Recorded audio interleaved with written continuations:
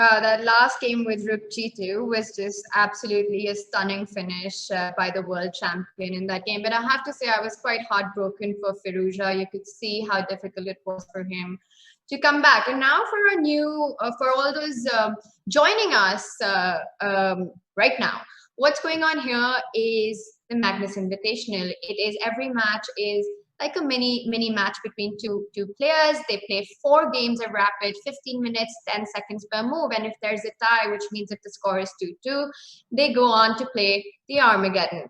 I think, Lawrence, the most important thing here for the players is to qualify for the top 4, because then they are going to play the finals. And I don't think it really matters if you finish first, second, third, fourth. So lots to play for. Magnus Carlsen in the lead currently, followed by Hikaru Nakamura. But of course, the field is wide open. And as you can see, it's Fabi, Maxime, Ding, Liren, all fighting for these top 4 spots. And today, Lawrence, is a very, very important game, because it's Maxime is playing against Ding, which means that for these players, the points really matter to make it to the top 4. Yeah, they're in the middle of the pack at the moment. So if either Maxime or Ding actually win today, especially in regular time, thereby getting 3 points, they'll have a really good shot. And as Tanya said absolutely correctly, that the aim of the game is to get into the top 4. It doesn't matter if you finish first, second, third, or fourth in the group stage. You just want to get to the semi-finals, because ultimately then you have a chance of getting to the finals and winning. So it's a kind of a Champions League knockout system. As for the other match, Jan Nepomniachtchi against Anish Giri, well, Anish has just been truly very disappointing so far. He has really just not been himself. I don't know how else to explain it. He's an extremely talented player, be it at Rapid, Classical, or Blitz. You could argue that his strongest format isn't Rapid, but nevertheless, he's still an extremely strong player. But the way he's been playing, the way he's been losing positions, and the way he's not been converting positions, perhaps more accurately, has been astonishing.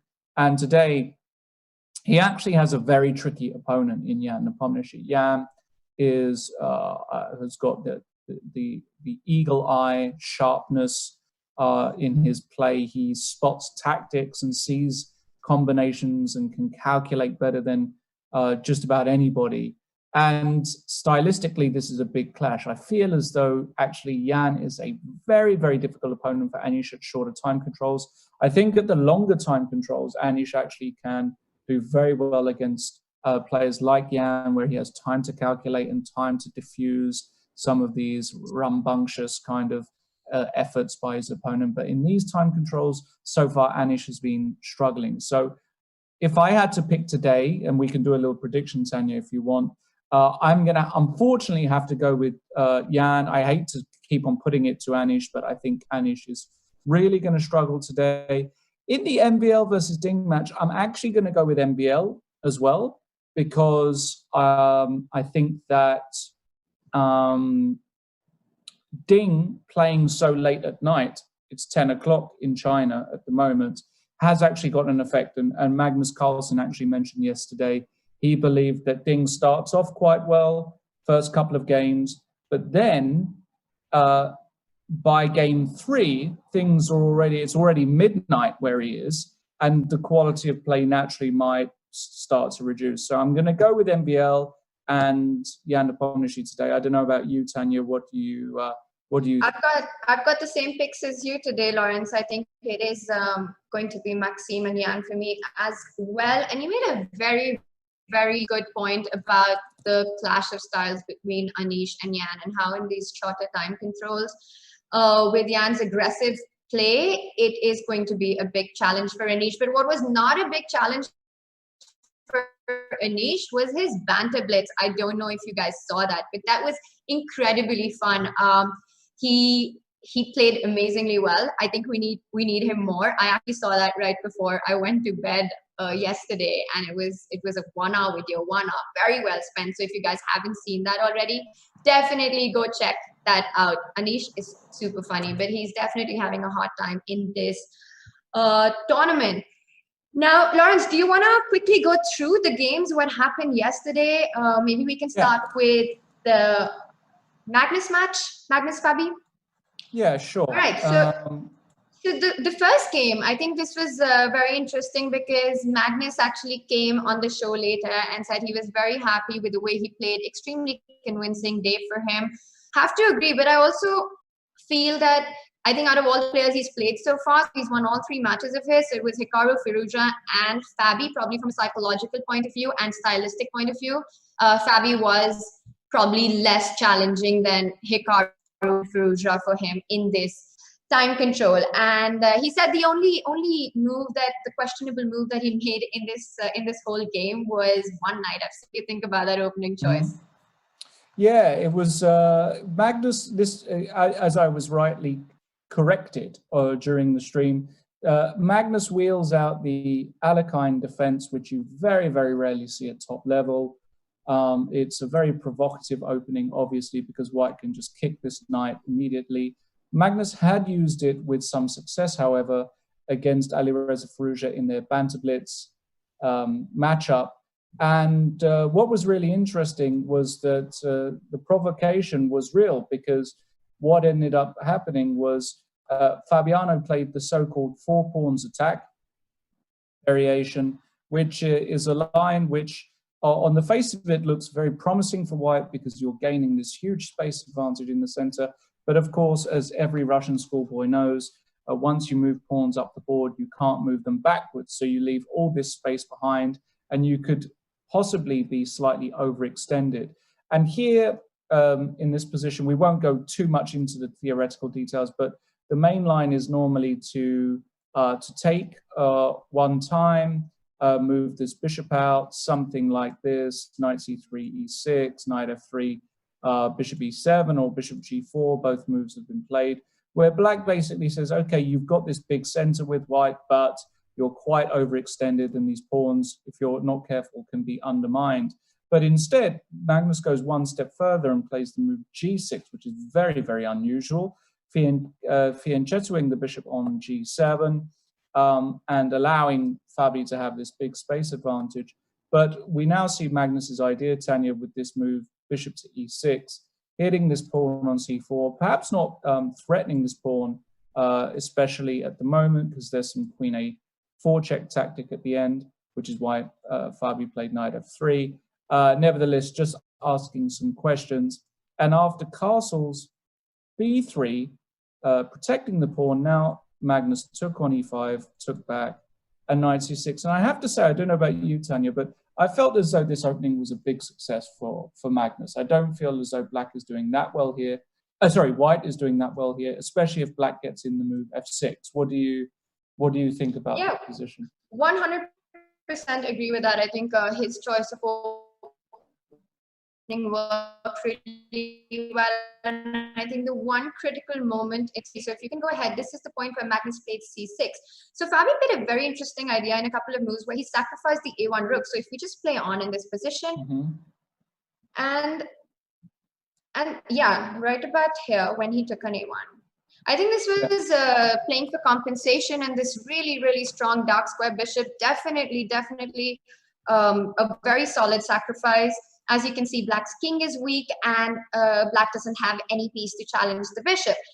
But I think Magnus handled this really well until move 23, which is what he also said in his post-game interview where he played c6. And I just want to draw your attention to that point because I think it's... Which move exactly? Right about here when he went c6.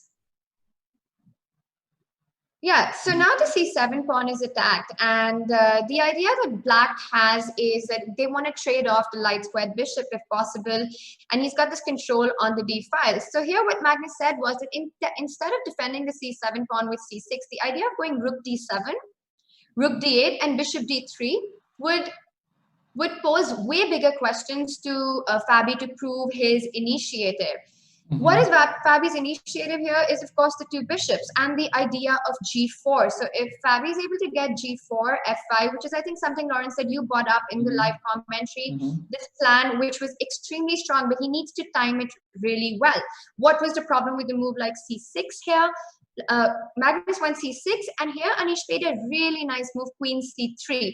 Queen c3, the whole idea is to play against the trade of the light squared bishop with bishop d3, and he's actually threatening g4 very strongly now. Now imagine if black had actually played rook d7, he could have simply continued with rook d8 and gone bishop d3. But now, instead, what Magnus had to end up doing is weakening his king further with a move like h5.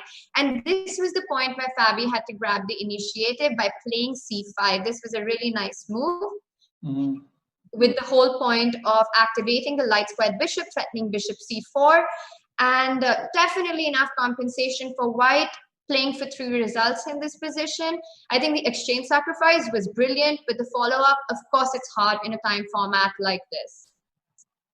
Yeah, and you're right. I think Fabi definitely didn't play the most effective way, because Magnus got his rook very active, and this move, rook d3, was an excellent move, pointed out by Peter Svidler as well, just asking some questions along the third here. And despite white seemingly able to get his queen in the position and maybe snake in, the point is that there's never a checkmate. The king can always come round this side if it actually has to. And with the rooks now coordinated, things went downhill for Fabiano very quickly. In fact, he felt he had to bring his king out. The other rook came to d3, and it's absolutely clear to anybody who even knows a little bit about chess that once the rooks get activated here, things have gone badly for white.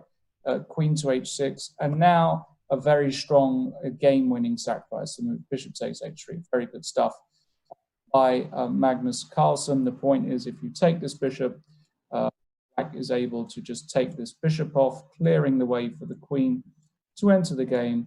And after king e4, only move queen to d3 is a very simple checkmate for the world champion. So Fabi tried king h4.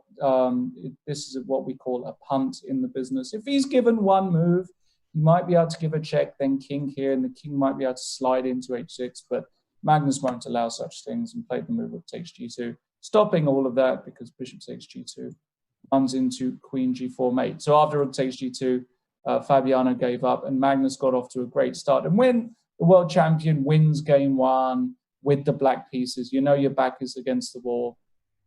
And the match was effectively over, Tanya, after game 2, where Magnus went on to win once again, after getting an opening where, if we look at this position after move 16, we've had a mass exchange of pieces from a queen's gambit decline position, but a position and a very, very clever opening choice. And I think if we're going to briefly talk about this, Tanya, for me, one of Magnus's greatest strengths, apart from being clearly the best player, is that I always feel like he chooses very wisely how to proceed in the opening. I feel like he understands the importance of timing, what openings and what kind of style of positions you should try and get in certain match situations. And this is a perfect example. This is a position where only white can play for 2 results. Black has got 0 winning chances. The 2 bishops give white a nasty nagging edge that black simply, and you know, if black could alleviate all the pressure, he would, but it's just not that simple. And the position developed so that a few rooks came off, and now this move b4, Tanya, on move 22 was an extremely strong move, trying to take advantage of the fact that the back rank is weak, and that the move knight takes b4 looks like it's playable, but probably the move bishop c5 is very good here with this nice little attack. And if the knight comes to d3, you can take here. And these endings normally with an extra pawn on the side normally aren't defendable. Although in this position, I don't know if a5 does defend, but things are very, very shaky indeed. Fabi decided to play the move g5 instead, which during the live show I said I really disliked. I understand why he did it, but when you weaken all these light squares, I think that long term, the suffering becomes even greater. And now Magnus played a very clever move. He played rook c5. This, for me, was one of the best moves of the game. The point being that now when black takes this pawn, the idea is not to take on g5, but to check and then get a very similar ending to what we saw before, except the difference being that this pawn has now moved to g5, and position is just very, very, very dubious for black, because we've got all of these weaknesses. And from here, actually, Magnus made it look fairly simple. He brought the king in. This a5 pawn is now a long-term target. The king just came in just to pick that pawn up. He was very precise in doing this. And after h5, we found a position where basically we had a Zugzwang where finally the bishop comes to g6. There's nothing that Fabi can do. After this game, Tanya, it was pretty much over for Fabi, wasn't it? You know, 100% agree with Magnus's opening choice throughout this match. But I have to say, in game 2, Fabi had ways. Of course, it doesn't mean that the queen's gambit decline is a bad line. He had ways to avoid these positions with 2 bishops. Because the point is that when you get a position like that, you're basically playing for 2 results. And the worst opponent to get a position like that against is Magnus Carlsen. He did make it look like a masterclass after that, just so simple. He made it look so easy once he got this advantage, just the way he played the ending. Fabi had no chances in that game whatsoever. And then game 3 was actually a very, very interesting game. And here he chose the Arcangels, the bishop c5 variation in the Royal Lopez Lawrence, which was heavily debated. About different theories were thrown around. Why would Magnus pick this? And ranging from just to check Fabi's preparation for the candidates, is he just having fun? Is he just being mean? All of that was happening, but yet he was able to create a very entertaining position. Chances for both sides. Of course, when you're up to 0, it's psychologically much easier to take these chances. And Magnus, I think in this particular game, both players played very enterprisingly, took their chances, played moves that were not safe because Fabi was on a win-on-demand situation while Magnus was just on beast mode throughout the match. And right about here is when I think it was very hard to evaluate this position. And now imagine when the players are down to like 5 or 6 minutes on the clock. It's just impossible. Yet the moves that they made were extremely, extremely good moves. Later on, when I was seeing this game and I was trying to analyze this game, it was actually very, very well played. And this just shows that how world-class players, no matter what the time format is, and I think this is where the big difference is, their difference in strength to their classical games and how they play in rapid and blitz is not that much. Their strength is pretty much the same. So they're making as many good moves in shorter time formats as they are doing in classical, which is something that players, mere mortals, struggle with.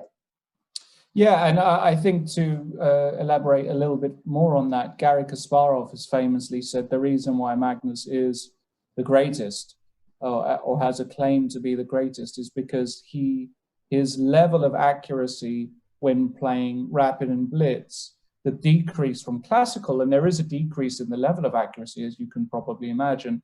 However, it's much smaller percentage-wise compared to the other players. So if you looked at the accuracy levels of Fabiano, for example, playing classical, which is extremely high compared to rapid and blitz, the gap there is much greater, which is why Magnus is widely regarded as the best ever, actually, by many, because he can play well in every single time format, from bullet all the way to classical. And we had a very interesting position here in game 3, where Magnus, the pressure on Magnus was very little. Fabi, as you said, had to win on demand. And we got this really weird middle game where White has got 2 pieces for the rook, but ultimately there was a moment after Magnus said he missed the move Queen B1 here, by Fabi on move 34, threatening this h7 pawn. But even after all of this, Magnus managed to find ways to simplify down. Eventually, this move here, rook takes c2 and queen takes f4, winning a pawn. And it didn't really feel as if he was ever in danger in this position. The 2 pieces do work better than the rook, but with 3 against 3 on the king's side and so many ways to swap down to very drawish endings, Magnus actually did that. And in fact, one way he did that, as we'll see in the game here, is he found a fantastic resource, which was to actually give up the rook for this knight via the move rook takes f3 here on move 55. Great little idea by Magnus, giving the rook, not allowing white to stabilize, and after this actually checking away and then winning a pawn in the process. And actually, despite having an extra piece here, this position is very, very easy draw. For a start, black can probably win this third pawn by force, after which you'd probably even take the black pieces. In fact, you definitely would take the black pieces, because even queen and bishop versus queen with no pawns is a very, very easy draw, because you can never exchange the queens. But queen and 3 pawns against the bishop is material equality, but the pawns can cause potentially a bit of unpleasant. It can be a bit unpleasant. I don't know. I've never actually had that ending before. Queen and bishop against king and 3. Nevertheless, it's possibly more dangerous for white such positions than it would be for black, because you've got checks coming and the pawns can advance. And so, Lawrence, with this, it meant that for all practical reasons, Magnus had already won the match, but they had to play the 4th game as well, because game points matter. They matter when they're going to be deciding the top 4 players, and in case there's a tie for the 4th spot, then the player with the higher game points is going to get through. So every point is very important to fight for. And I think this game was pretty even, Steven, Lawrence. And for me, the prettiest part in this whole game was the absolute end, how it ended. It was actually a really, really pretty motif way with the perpetual at the end. And I think, just this position here. Before this, I don't think white was really able to create any real chances throughout this game. And right about here, when white went rook f7. Yeah, so so we should probably go one move back. So white played this lovely move, king e4, where he's giving up his own rook because he can just take this rook in the middle. The king would be advanced. Black's e-pawn would drop off and he'd have no problems. So black tried the very, very good try, knight d3. Of course, white can't take this knight because king takes g7. So what did white do here, Tanya? This move, rook f7 check. Yeah, and the idea is that after king e, so if you take king f7, let's just show what happens if you play, if you take the rook, white takes the rook back, and now you might think that black is winning one of the pawns. So let's say you go for the b2 pawn, and now knight e5 comes with a check. And the point is that wherever black's king goes, whether it's g7 or e7, white's king enters on the other side. So for example, for king g7, he would have king e6, and for king e7, king g6. And now this f pawn is just super fast, and this is very, very dangerous for black, probably already lost. And instead, the only way to defend against this was what Fabi did. He found a very cute move, king e6 here. And the point is that after rook f5, so if white captures the rook instead of rook e7, then you just go knight f3 check. Which he did, and then we have, and king e3. Now, of course, black cannot take the rook back in this position because you lose the knight, but black has this very pretty, so this is not a good idea. So you go knight g4 check instead, and now just king e4, knight f2, king e3, and that's how they repeated. So this was quite a pretty way to end the match, but that meant 3-1 for the world champion, which meant 3 full points from the match, because don't forget, unless if the match goes into an Armageddon, then you only get 2 match points, even if you win the Armageddon. If the match doesn't go into Armageddon, the winning side gets full 3 points. So Magnus has actually won all his 3 matches, and this one for me was his most convincing match so far. Yeah, he also said in the interview after the match, didn't he, that he felt he played the smoothest in his match against Fabiano, so he grabbed the sole lead. Now, the second match of the day was one of the matches you were looking forward to most, Tanya, Alireza Firouzja against Hikaru Nakamura. And I actually want to go straight to game 1 and the final position of game 1, because this is really the most incredible moment. Perhaps, Tanya, you can tell everybody what actually happened here in this exact position. Yeah, this was when I still think about it, it's just mind-blowing what happened here, Lawrence. So just back up by one move here. So in this position, both players, it was a very interesting game. White was, I think, in control throughout the game. But this is where things started going really wrong for Hikaru. So white went rook c7 here. White went rook c7 and black played rook b2 check. Sorry. And right about now, I think Firouzja was down to a few seconds. And something happened where he just lost out on the clock. And we saw both players, we saw Hikaru immediately get up and leave the board. And we saw Firouzja just completely confused about what had happened. Now, the thing is that in this particular position, Lawrence, if Firouzja just plays king g3, let's first just show the winning line. This position is winning for Firouzja. And it's not that hard. I mean, a player like Firouzja would spot it way faster than any of us would. A move like rook b3 check. So if black goes rook b3 here, just king f4.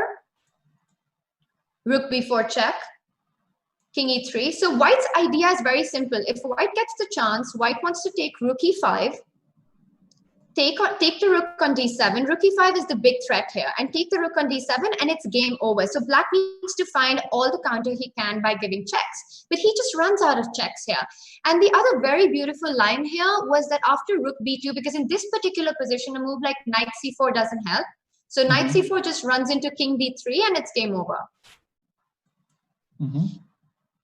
Rook d7 is threatened. And the other very beautiful line here, Lawrence, is rook g7 is mate.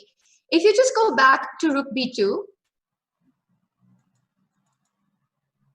and king g3, and if black tries to promote his own pawn with a2, this doesn't work because of white's idea of rook e5. And the point is that if you queen here with a1, rook d7 is actually not just getting the rook, but it's just simply checkmate. King g6 runs into rook g7, king g8 runs into rook e8. But now this is what happened at this point. Firouzja ran out of time. Now, it was kind of hard to tell if it was a connection problem, it was a server problem, but instantly when it showed the result, Hikaru got up and left the board. Firouzja obviously appealed, saying that he had made the board, which he had made the move, which never got played on the board because of server problems, connection problems. Nobody really knows what happened at that moment. There was a big controversy about the score of this game because it's very clear that white is completely winning. Now, there is a rule which states that in case players do lose connection at any point, due to reasons which are out of their control, the game resumes instantly from that very position. But the problem here was that Hikaru actually just left the board instantly after the results were shown. So he had a 10-minute break. The guy just thought it's over, he needs to freshen up, and he left and went. Now, that is too big a time for the arbiters to restart the game, Lawrence, because it's a very hard call to take, because it's obviously enough time. If Firouzja, for example, they start after 10 minutes, Firouzja's had enough time to really, he doesn't even need that much time to calculate this win, and the result changes completely. Yeah. It was a very hard choice. And go on. Yeah, and it almost felt like there were two ways to go forward. One was that they either start because giving point to Hikaru if Firouzja lost out because of the server connection problem is very unfair. But also take a point away from Hikaru, and asking Firouzja to continue after 10 minutes had already elapsed was also very unfair on Hikaru. And now don't forget, Hikaru was also involved in a controversy on day one in his match against Magnus when that whole messaging from the arbiter thing had happened. So yeah, I don't know how did you feel? What was the right way forward? For me, Lawrence, it was options. One was that they start from the beginning, they just restart the game, or the second was to just flip the point. How did you feel about this, and how do you sort such a situation out? Yeah, it's very difficult, isn't it? Kind of unprecedented. So I think that the draw is a reasonable solution, but if I had to guess, restarting the actual game seems like to be the purest solution. And of course, what we're going to do is we're going to be actually able to ask Alireza his thoughts, because he's going to be joining us in about 20 minutes. Obviously, losing a game like this is just almost impossible to recover from. You've got a winning position. If you win the first game with white, you know you're suddenly big favorite to win the match. He didn't win. It threw him off. It threw him off his rhythm, and I think that it was just for somebody like Alireza, who's still very inexperienced, only 16 years old. I think adapting to that and being resilient of the mind was just too much. He'll learn to deal with such things as time goes by. But for the moment, you can imagine why this was just very difficult for him to stomach, especially because his position was winning. If he had a losing position, I think it would be a lot easier for him just to get over. But the fact is, he knew he was winning. He knew he actually played a really nice game. And then to not get the full point was tough. And after that, he really struggled. I mean, in game two, we won't go over game two too much because it was a very interesting game again, but Hikaru really did kind of just find a way to make it work. And game three was perhaps the most interesting one, Tanya, where Alireza showed that he is a champion. He is going to dig deep when required, but we had this most fantastic, I guess we should put this position maybe up after move 35, Tanya, in game three, where we've got a very strange position where White has got this phenomenal pawn on d6, protected pass pawn, but Black has got one of those setups which are actually, as Magnus hates to say, he doesn't believe in fortresses, but as you know, getting close to a fortress as possible, where you can basically sit and do absolutely nothing here with Black and say to White, well, how do you want to improve your position? But Alireza showed he's got, you know, a lot of class in him and a lot of maturity for his young years, and he found a way to do that. And perhaps you can tell us, Tanya, in fact, it looked as though he was making progress. Move 40, this move g4 looked good. You know, he started moving these pawns and exposing the Black king a bit more. Where do you know exactly where he could have sealed the deal? Was there a critical winning moment for Alireza? I think Lawrence, the deal was sealed with what happened in round one. I think just the whole controversy and the way things played out, like you were saying, it's a lot about momentum and with his inexperience, and you know, he's just starting. Everybody says Alireza is the future. Even a very popular sweatshirt says that. But I think he's just starting up to play against these big guys regularly now. And what doesn't kill you makes you stronger. I do believe that these kind of incidents are going to go a long way in, you know, in building that mental strength for him as well. You were talking about how in that game one he did have a winning position, but let's not forget that the format of this tournament, Lawrence, time is a very important factor. It all does come down, like in blitz and rapid. Is not just an extra component. It is the main component, sometimes even bigger than what the position dictates what kind of moves you're going to play. So it was unfair for Alireza, definitely, but also very unfair for Hikaru because he sort of won a time and then did not get the point. And for Alireza, he lost connection or something where he was not able to move. So hard to say, but losing that position for the 16-year-old, I think it was just impossible for him to come back from that. And this game, which he played so well, and throughout the game was, you know, he got a good position out of the opening and absolutely dominating pawn structure and everything one can dream of, but then just collapsed at some point. And yeah, I think it was all downhill from that moment. It also took them very long to come back and resume play. And it's just sort of hard to do it. I mean, to get your mindset in order. Somebody like Hikaru, who's had so many years of experience, dealt with so many such difficult situations in tournaments and online bits, I feel like he's better prepared to sort of take such setbacks. Yeah, I would agree. I would agree with a lot of that. He's certainly going to be in the future of chess, Alireza. I mean, he's showing all the signs of somebody who can be a great champion, and a lot of the other things you said are true. I just wanted to get back to the position, though, on the board, Tanya, because I think this is the moment where actually after the move queen to g4 here on move 53, queen b7, I think Alireza's clearest shot to win was actually to play The move queen f3, very simple move, hitting this pawn on f6 and also hitting this pawn on c6. And I think this is already very difficult for black to deal with, because if you go knight h7, now you can come into f5, threatening all kinds of d7 stuff, and then maybe queen e6 and queen e8. And it looks as though black is just overloaded trying to defend everything. And in the end, what ended up happening was we ended up getting an endgame where Alireza really lost the plot over the following moves. Even this position here with the d-pawn still passed and protected, he's got fantastic chances and probably shouldn't lose.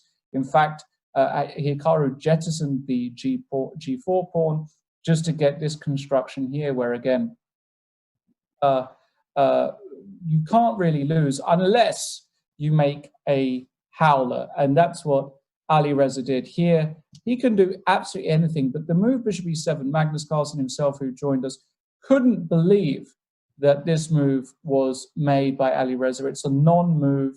It doesn't do anything. The bishop doesn't perform any roles there. If he had just moved the bishop anywhere, let's say bishop g3, if black now decides to play knight a6, you can always defend this pawn on b4 with the move bishop e1, and there's absolutely nothing to be done. But the move bishop e7 actually allowed Hikaru to play knight a6, and all of a sudden, you just lose the b4 pawn, and that's a big pawn to lose because suddenly the b5 pawn is passed.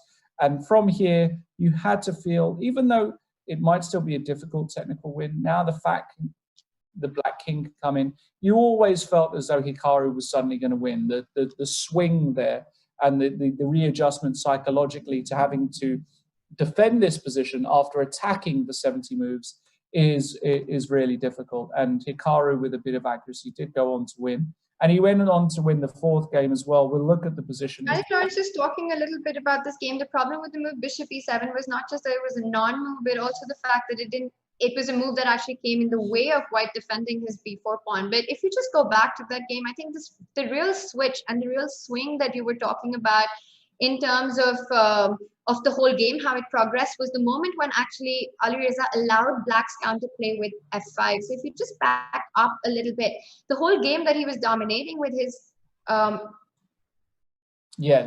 queen e4.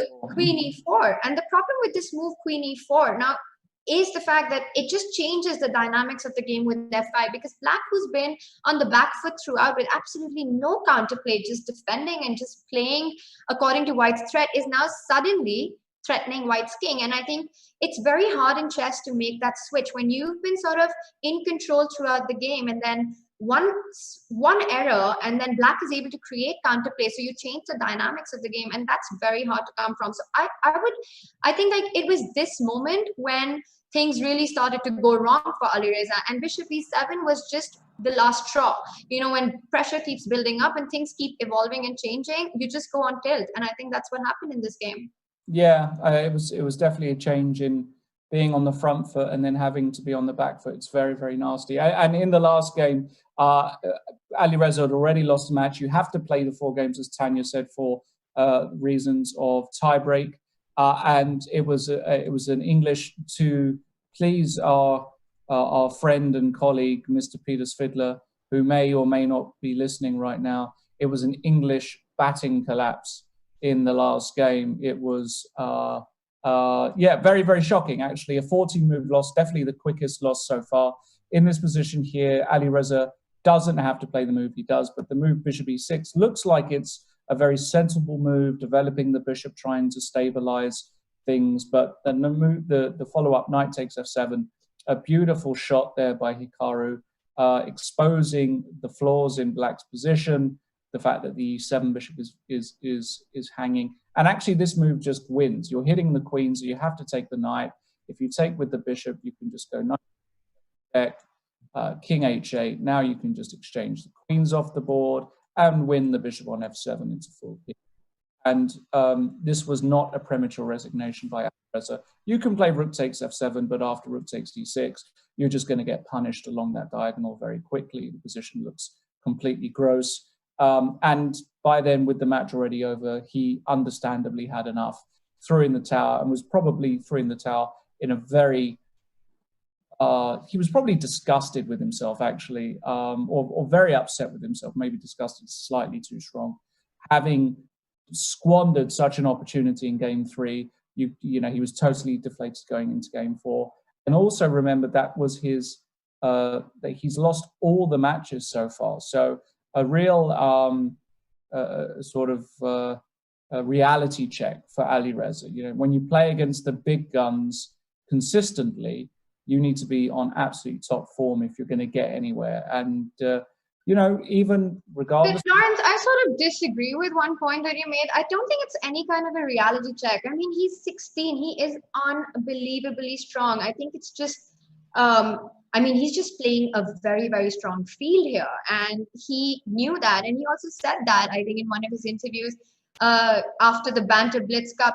I think that was one of the reasons why there were such high expectations of him, because of his match against Magnus a couple of days before this started. But he also put things into perspective when he said he wasn't expecting anything out of it, because it is very new for him to play these players and he needs more experience.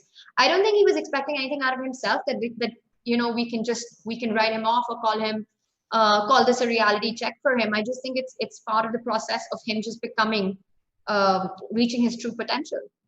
Yeah, I agree to a certain extent, but I even think that he wouldn't expect to be on 0 out of 3 with no points scored whatsoever thus far, because, you know, even in Rapid he is, you know, I'm sure he considers himself to be more than competent, and given the positions he's got, you know, I think he's going to be disappointed. We can always say, well, you know, I don't expect anything from this tournament. I don't, but deep down you do still have this optimism, and I think he'll be even slightly surprised that perhaps he hasn't got off to got on the scoreboard yet. In any case, as you said, he's 16. He'll have plenty of opportunities in the future. This clearly isn't his tournament. He's pretty much out the race now. I'm not sure if mathematically he can even qualify. Maybe he can through some miracle. Nevertheless, we'll be seeing plenty more of Alireza. And in fact, we'll be seeing him in just a few minutes, I believe, because he's going to join us. We're going to get his thoughts on the controversy from yesterday. And I guess we should talk very briefly now about today. We've already given our predictions, and maybe bring in some of our, I don't want to say they're our co-hosts. We are their co-hosts. You know, I feel honored to be amongst the likes of 8-time Russian champion, a man who knows more about cricket than your average Essex boy. And I mean that, you know, quite literally. A man who can speak for hours about the wonders of chess, and we can all learn and revel in his majesty. That is the one and only Peter Svidler. Peter. Hello, everybody. Have you just called yourself average, Lawrence? I have. For Lawrence. No? But I like to compare myself average in the company of greatness, because then my average is actually much better than, you know, your average. So let's go with that. Yeah. Let's go with that. And actually, I think before we go to you, Peter, I think we're saying goodbye just for the moment to Tanya.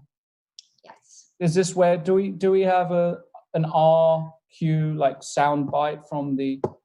No, we don't have that. Okay. That's very regrettable, because throughout yesterday, whenever we needed talking about reality checks, Tanya was, I think, the star analyst on show yesterday, pointing out a few things which everybody missed, including the players. And yes, Peter, I felt like my job was to put you boys in your place once in a while when things went too out of control. I love it. Exactly. Well, please feel free to put us in our place whenever you like, Tanya. I think you'll be back tomorrow. Yes, as well. Totally. And I'm going to be following the action. Lots of exciting stuff happening. And I think for Jan as well, it's a very big day, Lawrence, because if he has a shot at finishing in the top 4, today's match result is super important for him. So all around, very, very important matches. I'm going to be following the commentary, guys. Have a good day, and I'll see you tomorrow. Okay. Thanks, Tanya. See you tomorrow. All right. So, Peter, yeah, talking about the matches, we've only got a few minutes until kickoff. Thoughts and predictions. MVL Ding, first of all. I think MVL has to start as a slight favorite, and I've been listening to your pregame, and we keep on returning to this point, and with every new iteration, it becomes less and less original to say. But 4 p.m. is preferable to 10 p.m. as a starting time, Right. and if you consider them on starting on a somewhat even footing to begin with, and Ding has a higher rating in classical, but I think MVL probably beats him. Actually, no, Ding is quite high rated in shorter time controls as well. I should check my data on this, but I think MVL probably is more comfortable with the time. But obviously, well, number 2 and 3, so I think they're both weak. There he is. Yeah, Jan with the fact check as is often required on this show. So yeah, I think a slight edge to MVL, and definitely you have to pick Jan, because even Magnus, the biggest fan Anish has ever had, has officially given up on him yesterday, which was a shocking development. Never have I ever expected to hear that. And is Magnus a bigger fan of Anish than his wife? I was hoping that would kind of sail past without comment, but now that you're putting me on the spot, maybe not. No, I think he is. I think there's a serious rival there between Sophico and Magnus. But so you think MVL is the favorite here, Peter, just because predominantly because of the time situation, the fact that he's playing late at night and MVL playing at 4 is obviously preferable. I was quietly very impressed with how Ding has played so far. I think it should be a very, very close match, and I'm choosing the time difference as my one argument for MVL being slightly ahead. Fair enough. And what about the other match quickly, because all of the players I can see are ready to get going? Well, Anish needs to get his stuff together, but Jan seemingly has gotten a lot more organized during round 2, so I think you have to pick Jan in this one. Okay. And we have a guest with us. We a very warm welcome to Alireza, who we've spoken. Well, not we. I wasn't there, but you and Tanya spoke at length about Alireza, and it's very nice to have him live on the show. Welcome, Alireza. Hello, Peter. Hello, Lawrence. How are you guys doing? Welcome. Yeah, not bad.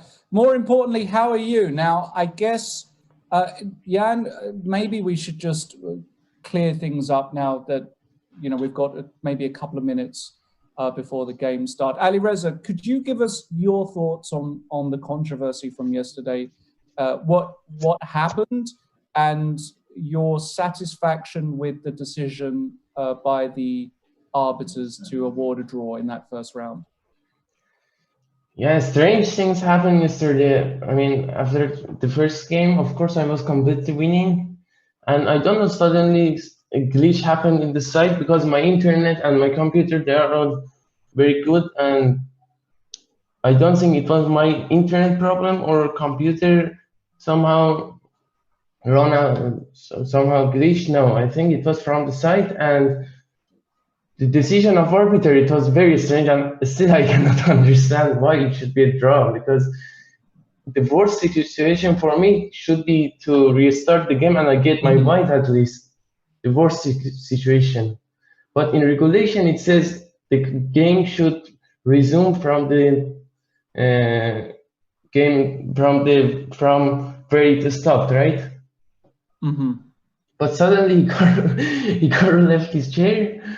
And that was very, very intelligent move by him. And the fact that he told arbiter that I thought he cursed that I was thinking that Alireza just thought for 1 minute and he lost on time and he didn't notice that he was running out of time. This is what he cursed to arbiter, and this is what makes me a bit sad about this. Because if he was saying that I knew that Alireza got disconnected, then he shouldn't leave the chair, Right, okay. So it wasn't a computer problem, it was a site problem. And I said before in the pre-show today that I believe that also was the fairest solution, that you should restart the game. Yeah. you know, to award a draw there seems very, very strange to me. Because he left the chair. If he was not leaving the chair, then we could have started after 15 seconds because we could have resumed the game, right? So why did it take so long then to play the set? What did you spend? Because it was about an hour we were waiting. So was it you talking to the arbiter? First, arbiter came to me and said the game should resume, and when Hikaru is back, you should play the game. Then Hikaru was talking to arbiter, and he was discussing, and he got upset suddenly, and he left the call, and he came back. I think he told arbiters that I will not play this tournament anymore if we don't make this game draw or make it back, you know. He said I don't want to continue this game. And suddenly arbiter came to me and he changed all his words that we should make this game draw, and you cannot, and if you want to complain about this, you should complain about it after the match. And I had no choice to continue the game. And he said, we start in 5 minutes, and if you don't start the second game, we put you loss in the match. Well, that doesn't seem like doesn't seem like that's in the spirit of this tournament, which is a tournament of friendship and celebrating chess and the fact that chess. Yeah, I think the original rule was perhaps, I mean, it sounds great on paper, but we're obviously in completely new territory here. Nobody really knows how these things will work out. And the situation had to be considered, but it's very difficult to find a good solution. And yeah, once Hikaru just leaves the board, the whole thing, there's just it's very unclear where to go from there. Yeah, that's very unfortunate. And obviously then after that, it was very difficult for you in the match psychologically as well, even though in game 3 you did have a great chance to. Yeah, because I had two blacks and one white, and especially his opening with black, he's very dubious. So yeah, I could have used. Yeah, that's very unfortunate. If we could talk about chess for a second there, I understand the whole situation is maybe your mind is not specifically on chess right now, but we were very curious that you continued discussing this line that also Magnus played 2 games against Hikaru in this particular line, and now hearing you say that you think the whole setup is very dubious, is that the general understanding now that this is not how you're supposed to play with black?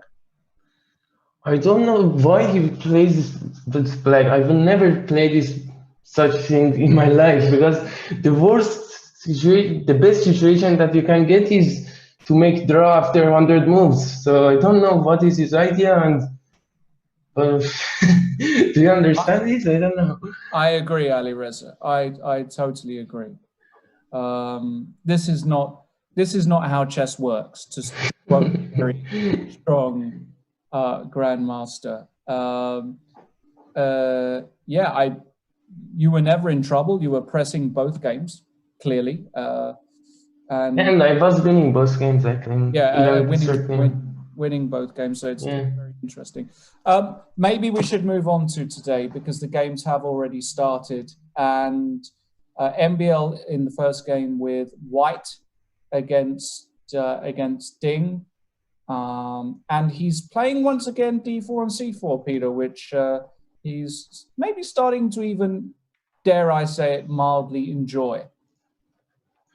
Yeah, there's a lot to enjoy in trying out new things. I think apart from the fact that obviously 1d4 is not a bad move, there's also an additional satisfaction of trying to learn new things, trying to expand your horizons. And I know for myself, this is a very large part of how I motivate myself to continue playing and continue studying, even when I do continue studying, is not just repeating what I've always done, but trying to look at positions I've never looked at in my life.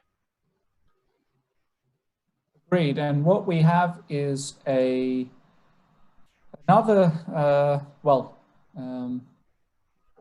it's not strictly a Rogozin, is it? It's a classical Nimzo Indian with Queen C2, which, by the way, if you want to learn all about this opening, what do? You go to Chess24, become a premium member, and check out Mr. Jan Gustafsson's series on the classical for Queen C2 Nimzo Indian, which will discuss all of these lines, and I'm sure this position as well has been featured at some length, and Jan can confirm that. I think this is my recommendation: C, D, E, D, and Bishop to F4. Hi everybody, by the way. Hi Peter. Hi Ali Reza. I can't recall details after castles E3, C5, DC. I have a feeling Bishop C5 is not the main move, but maybe go Knight E4 or Knight D7. Knight E4 looks quite logical. No? I'm not sure. Anyway, it's fun to see MVL expanding his horizons a little bit. Yeah. Yeah, and also I think it's a smart choice because once again, I don't play the Nimzo with either color, but it seems to me the Bishop F4 is a lot less theory heavy compared to, let's say, with Bishop G5. There's always going to be a lot of theory in the Nimzo, but Bishop F4 perhaps allows you slightly more freedom in terms of not just repeating long lines of analysis until some endgame appears. All right, so Knight F3, Knight C6. We'll come back to that. Let's quickly go to the Giri Nepomniachtchi game, though, because yet again, you're probably asking yourself, oh, I don't know anything about the Grunfeld. What can I do? Let me have a think. Oh, yeah, become a Chess24 premium member. Use the code Stay at Home, 40% off, and you will have access to the video series and ebooks from the one and only Mr. Peter Svidler in commentary, of course, today. The world's leading authority on the Grunfeld after various other people. But exactly, yeah. No, certainly I was trying to be funny. Honestly, No. I absolutely agree with that. No, I think you are by far the most influential figure in the world when it comes to this opening and the work you've done over the years. Yeah, some of these guys might know it quite well, but it's been thanks to your work that the opening has progressed so much. You can get all of Peter's analysis on this opening in the Chess24 video. What's it called? Is it Video Zone? No, we don't have a zone for it, right? We don't have a place for it. Perhaps. Whatever. Get yourselves a premium membership, and you can watch the series. 12 hours worth of Grunfeld stuff. And once again, Peter, we are seeing launch of Harold, the H-pawn, in all of these top-level encounters, it seems, at the moment. They're all playing H4. I think maybe this exact position is a slightly different twist on the same idea. But yeah, I think there's a lot of resurgence of the classical Grunfeld, or at least I always called it the Bishop C4 Knight E2 setup. I don't know if it has a specific name in English. And it seems to be connected exactly with this, with the idea of pushing H4, H5 in almost every single line, and then often even all the way to H6, trying to get good endgames. And in particular, if you can force somehow Black to play Bishop H8 to H6, the bishop often ends up getting completely locked up in the corner. But I think this precise H4, it's actually been played slightly later than they've been playing recently. Dubov played 11 H4 against me in this position in Hamburg, and there has also been, I think, a Carlsen game recently where this was tried. So that's a belated Harry push. Shouldn't be like my years of playing the Grunfeld tell me that this should not really be that much of a problem, but clearly this is the cutting edge concept. It's not even a cutting edge line as such. It's a cutting edge concept in this entire branch of the Grunfeld. Yeah, and the concept being, of course, that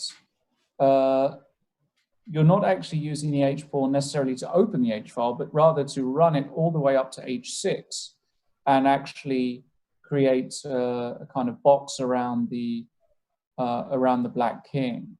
and suffocate it slightly. So yeah, and interestingly, Anish just now avoided the queen trade, because I think in many of the previous games where this has been tried, White actually welcomes the endgame, because he feels that in the endgames those advantages perhaps are even larger. But here he meets queen b4 with queen d3, saying for now that he would prefer to have the queens on, which we clearly welcome as viewers, because I think the position has a lot more potential to become sharper with the queens on.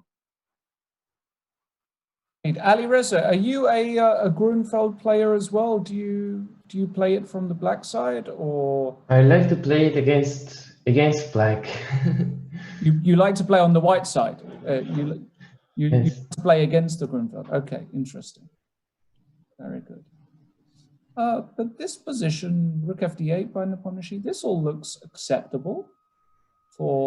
Yeah, I assume Anish wants to play 3 just to kind of solve the issue of this annoying queen on b4 and stabilize a little bit, because with the queen on b4 currently, for instance, knight c6 e5 is a lot more annoying than it would be without the queen on b4. So something like a3, queen e7, h5, if that doesn't lose any material, which I'm not entirely sure it doesn't, but that would be my first guess.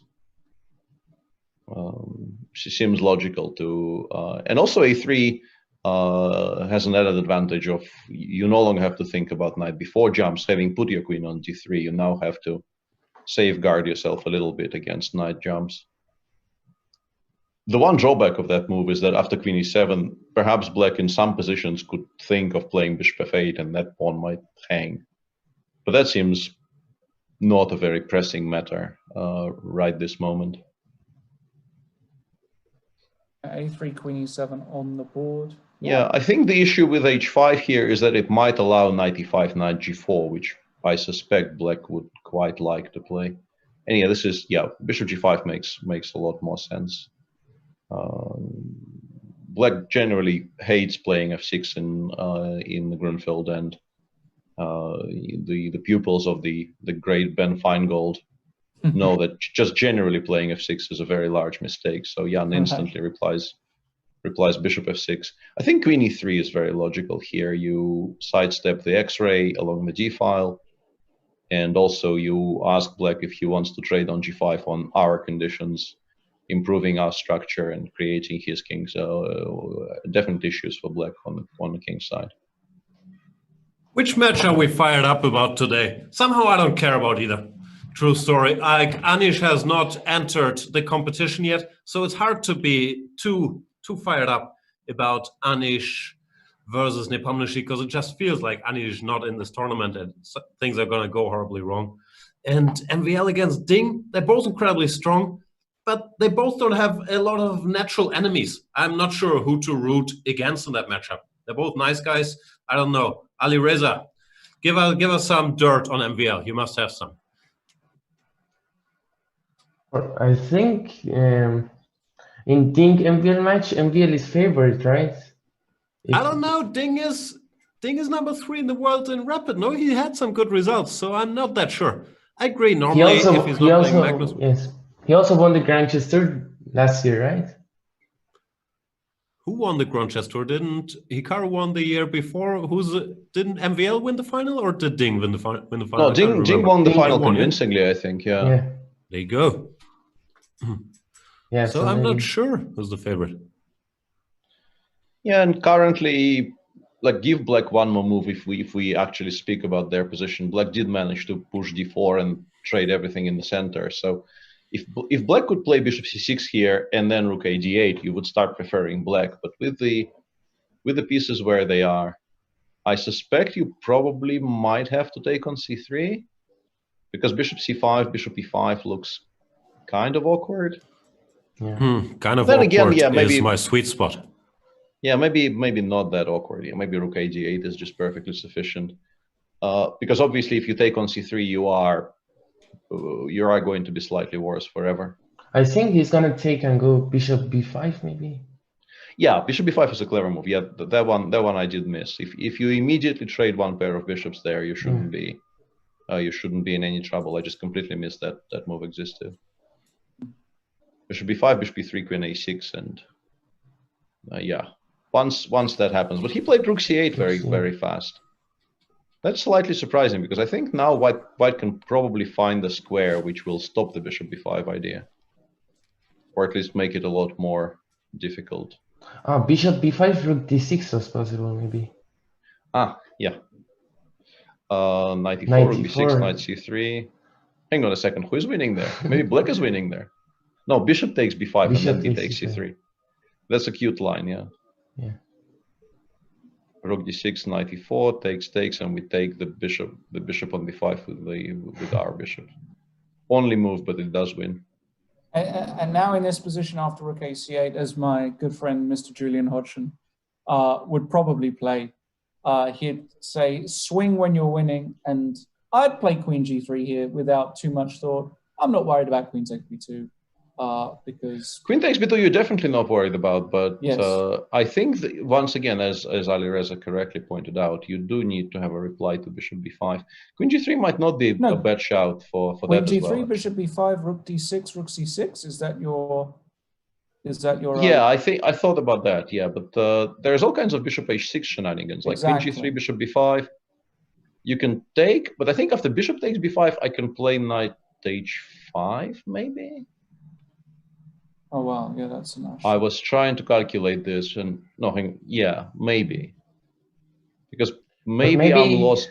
Maybe I could start this rook d6. Yeah, rook d6, rook c6. Bishop h6. Guys, I have no idea where we are. Where do we go rook d6 and why? And if I don't know, how will the people know? Well, exactly, and also this is not jewels, so the queen went to a3 instead. Yeah. And after bishop b5 now, I suspect there's going to be some awkwardness connected with bishop b3, and then taking on b5 and then a7, and this might not equalize for black. And if black goes rook c2 right now, I guess MVL just wants to play rook d2, quite simply because you don't want to be giving up on b2, but I think this preserves the material. Fascinating. Let's move on to Giri versus Nepomniachtchi. Just in case you're wondering, I'm in a horrible mood again. If you thought I was cranky yesterday, it's going to be much worse today. Did he blunder a pawn? Giri, what's going on here? Well, he took the one on h6, so it's equal material. Did he blunder the exchange of pawns? That is, I don't know if he had a better choice, but h6 followed by knight takes d4 is a very smart reply by Jan, because otherwise he may have been worse. And now I don't think he is. I think both rook takes c8, knight takes c2, and knight takes d4, rook takes c1 should be. e5 here doesn't work? e5, knight f5. Knight f5 even. Oh, knight f5, you have 6, yeah. Hang on a second. If I take on e2, you take with the bishop, and then you have g3, yeah? Yes. That's the intention. That's actually very critical. All right, so let's explain. Knight takes d4. Black's point is if white takes on c8 in order to capture a piece here, black has a little Zwischenschach. He gives an intermediate check, and if white recaptures, then after rook takes, I guess bishop takes c8. We are perfectly fine. So white has to find some tactic to exploit this. The guys are discussing pawn to e5, cutting this connection. If knight to f5, then e takes f6. Looks good for white. So what do we do? Knight takes e2 check? Yeah, knight to bishop e2. This is actually now very, very concrete, because bishop takes, you will now either have to go back to h8, allowing bishop g5 and all kinds of general unpleasantness, or you have to make bishop takes h4, g3 work, which I think the big question here is, do we threaten g takes h4? So maybe black actually has a move to spend on something, because gh4, queen h4 might be awkward. But what do we spend? What do we spend that tempo on? I don't know. Yeah, I can't find anything useful black can do actually, which is a bit surprising. But probably king h7 maybe. But yeah, king h7. But maybe we can even play. Yeah. Let's take on c8. Yes. I guess black has to take with the rook. And now let's make a clever move of some sort.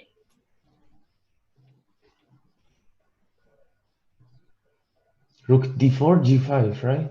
Rook d4, yeah, I think it's g5. Maybe we're just better there, yeah? Bishop d3 check or something. Maybe we're just better. King h6, rook h4, king g7, rook h5 or something. Or even rook takes h4 maybe was possible. Yeah, maybe immediately rook takes h4 instead of bishop d3 check, yeah. Yeah. I didn't see the mate there, but maybe there is mate. So yeah, e5 is a very, very serious option. We probably should also mention that maybe knight takes b5. I mean, it's a brave move, but maybe it's the best one. Just knight b5, ef, take on d1, I guess, and take on f6. Why is it a brave move? Because you generally really hate giving up the dark squared bishop when the white dark squared bishop is still on the board with the structure that black has.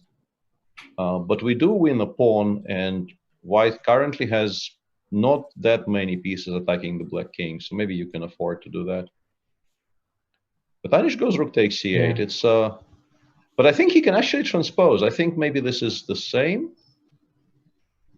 He can still play e5 next move, and he stopped knight takes b5. Maybe this is clever. Depending on what black takes. But now I take this bishop, no? Bishop c8. Yeah, but does it actually make any difference? We play e5? Yeah, take some queen d8. Ah, yeah, that option. Take, yeah. That or option take on didn't h4. exist. Take on h4 just. Ah, g3 queen d8. That's even smarter. Yeah, take on h4, and then after g2 g3, you have this in the intermediary queen d8.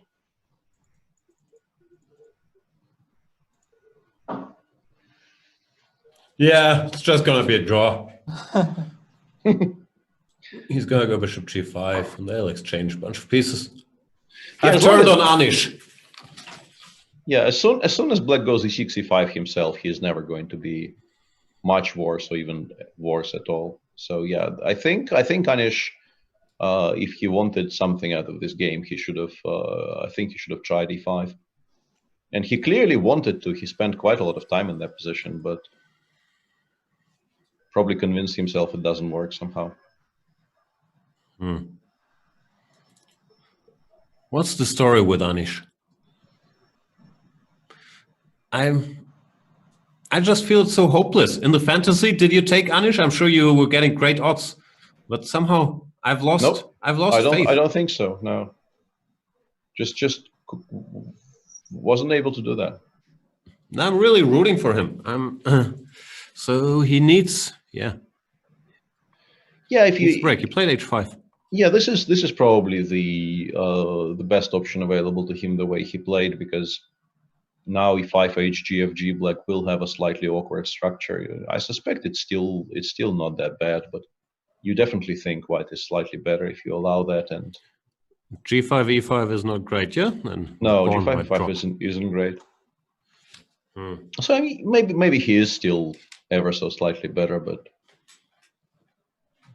here he is not really threatening to crush, whereas after e5 there was definitely a possibility he would just win the game if things went his way.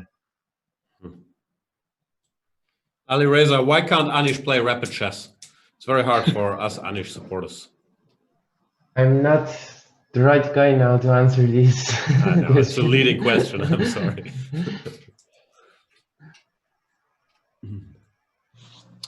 All right. So what about the other game, MVL against Ding? Not the most exciting of positions, but one of those positions where, again, how much worse is black? I mean, if you gave this position as white to Magnus, would you be that excited? No, I think it's going to be quite annoying to hold, even though eventually black probably goes bishop e6. He could have done it on the previous move already, but he chose to go bishop g4 first. And I think bishop e6 gives white a very annoying choice of playing b3, which gives the knight on f6 a very nice square on c3, or playing a3 and trading the quote-unquote weakness on b4 and generally just reducing the number of pawns on the board. So, or bishop b1, obviously, which is what MVL opted for. I know MVL. He thinks he's close to winning here. He really believes in the two bishops.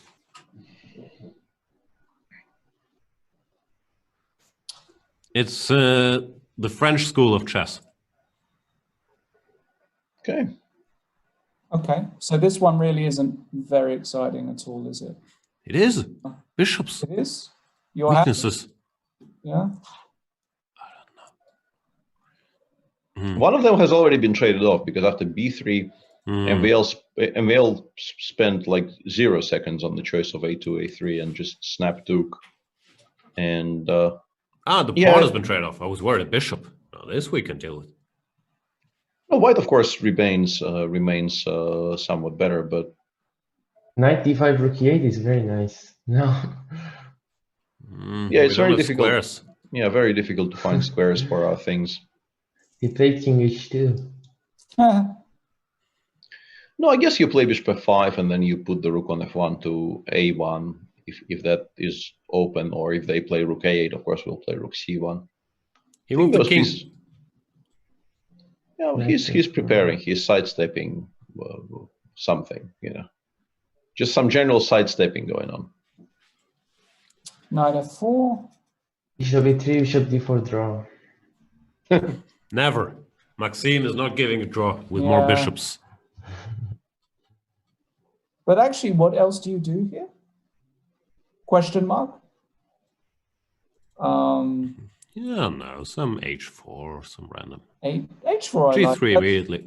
Yeah, G3, ask the knight where it goes. If it goes to E6, then we play bishop E3 and we are more in control. If it goes to G5, then it's back to my bishop F5 idea. I think this is perfectly reasonable. Probably why he played king H2 as well, to have this option against knight F4. Lawrence, how old are the players in this matchup? Ding is like 27, maybe? MVL's 29, no? 39. Oh, he's 30 now. Okay. No, 39. 39, yeah. Very young is the answer. He's a very, very young looking 39, yes. That is true. Yeah. You can see them on camera there. MVL on the upper left with, I don't know, is that a plant in the background? Let me zoom in. No, I think that's just a tree outside. Just a tree. Judging by that tree, can we determine what floor he lives on? 3rd floor?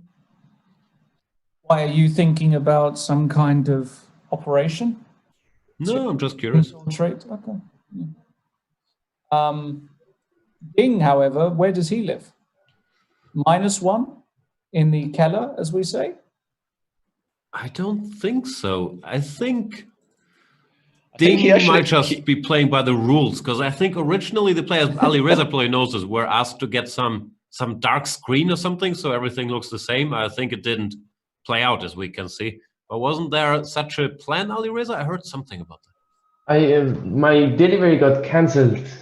There you go. Yeah, I think that happened to many guys, but I think there was a plan that everyone is in front of some dark background or something. Yeah, I think Ding is actually, not only did he get a chroma key, he actually got it to work, which is, I think, the tricky part. Yeah. How do you get stuff these days, Ali Reza, with the Corona situation? Do you get stuff ordered to your place, or do you have to go out? How do you live? For cooking, my mom cooks, so this is not a problem. Nice. We don't buy a lot of things these days. How do you get groceries? Do you get like once a week delivery or something? Yes. Oh, that's smart. Lawrence, what about you? What have you been surviving on? Because I'm worried about you. Borscht. That's the borscht. I haven't actually had borscht in a long time. We normally get it from the stepmother, and unfortunately not been able to get any.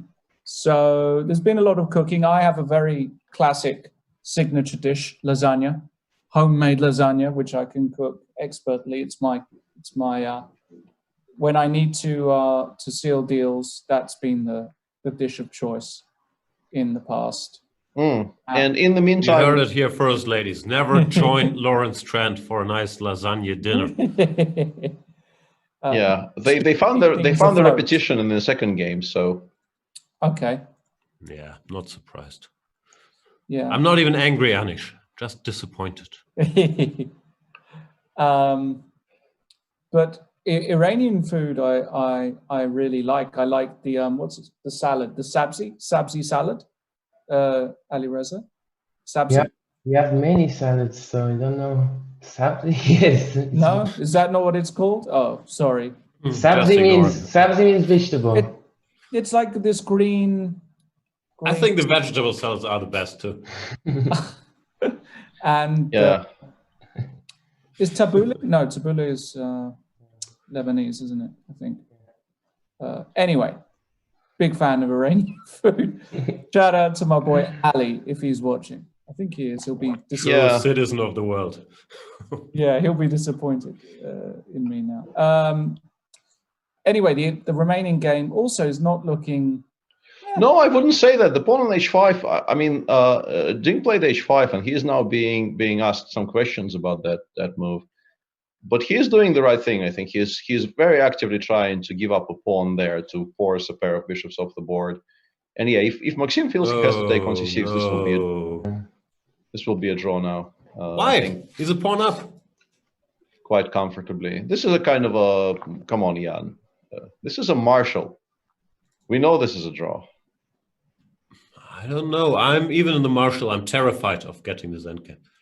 But yeah, I do agree that because of the opposite color bishops, as we say in the chess business, these bishops can't capture each other, and that often increases the chances for a draw because the attacking side can't really shift the defender's bishop from wherever it's standing.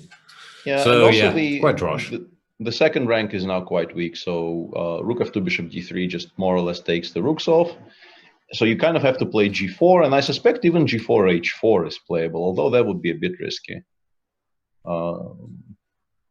So I assume Ding will, at the very least, seriously calculate before going for h4. Because if you do play h4, some of the bishop endings will not be one pawn down; they will be 2 pawns down, because that pawn might never return.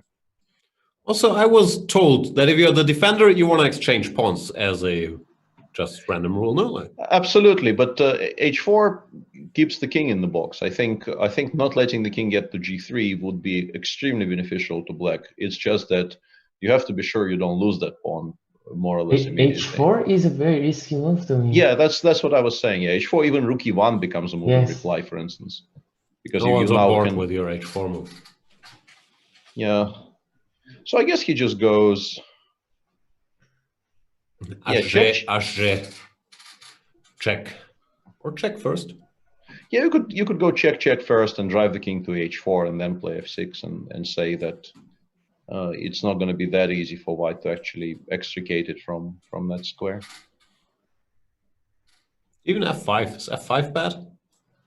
Probably not. Yeah, just keep it. Yeah, after g5, king f7, the king really is very stuck, and we have to consider bishop b2, g2, bishop b4, g2 shenanigans and so on. It's your king in a box. Yeah, he goes bishop d3. Oh, hang on, this is very smart because he can go rook. No, hang on. After let's say rook d1, he will not be able to go rook e2, rook b2 because bishop c3 wins the bishop. I thought that was just ending the game on the spot, but it's not. I'm a bit curious why he's doing this if it's not a forced draw, but maybe it is. He went bishop e2 after rook d1, and after rook e1, I guess he wants to take, play rook e4, and then bishop f3. Maybe it is a forced draw. Just a forced draw. Rook e1 takes, rook e4. And now you actually have to stop bishop f3 because otherwise the rooks come off. So you play king b3, king g3 here.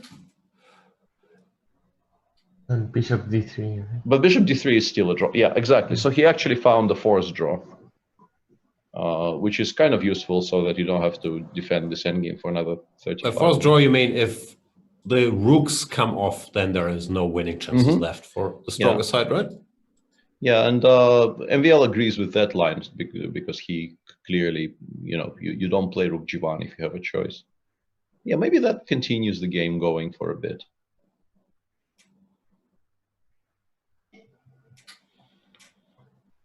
But now we can go after rook e4, sorry, rook e4, bishop d6. Yeah, you can go hg, hg, g5, get some more pawns off. Yeah, very cleverly done by Ding. Yeah, Yeah, Ding will hold this. Is not enough attacker. In general, as a defender, you want to exchange pawns. As the attacker, sometimes you want to exchange pieces, even though here the exchange of rooks would not help you either.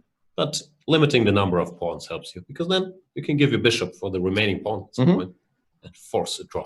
Because a sole bishop does not checkmate king. You know. Bishop d3, just a very, very nice move there. I'm pretty sure he wouldn't have lost anyway, but finding bishop d3 was very much the last difficult decision he probably will have to take in this game.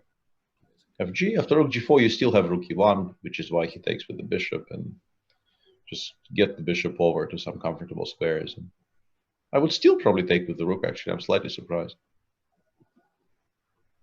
But it shouldn't matter. Ding doesn't care. Yeah.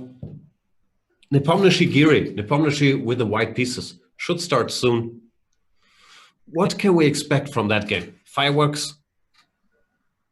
Well, very much depending on the opening, because Anish in general has an extremely solid repertoire. What did they play in the candidates?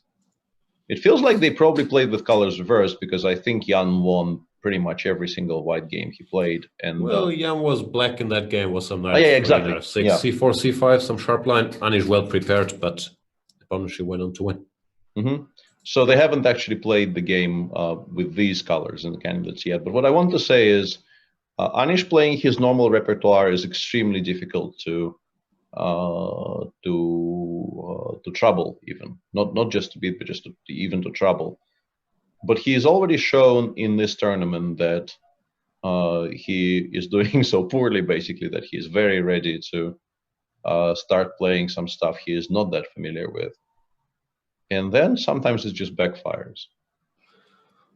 Alireza, how do you feel about it in general? Do you think guys are playing their normal openings, or you think they're maybe holding some stuff back for the candidates especially? What's your impression so far? I think they are giving everything they have for this tournament. Because it is I'm not sure what is the next tournament, and I don't know, I think they are giving their best. Yeah, interesting little bit of interplay there, since we still have this game to discuss.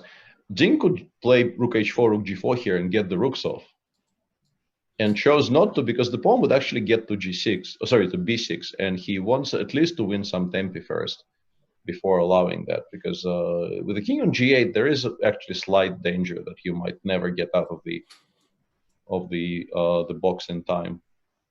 It takes b5.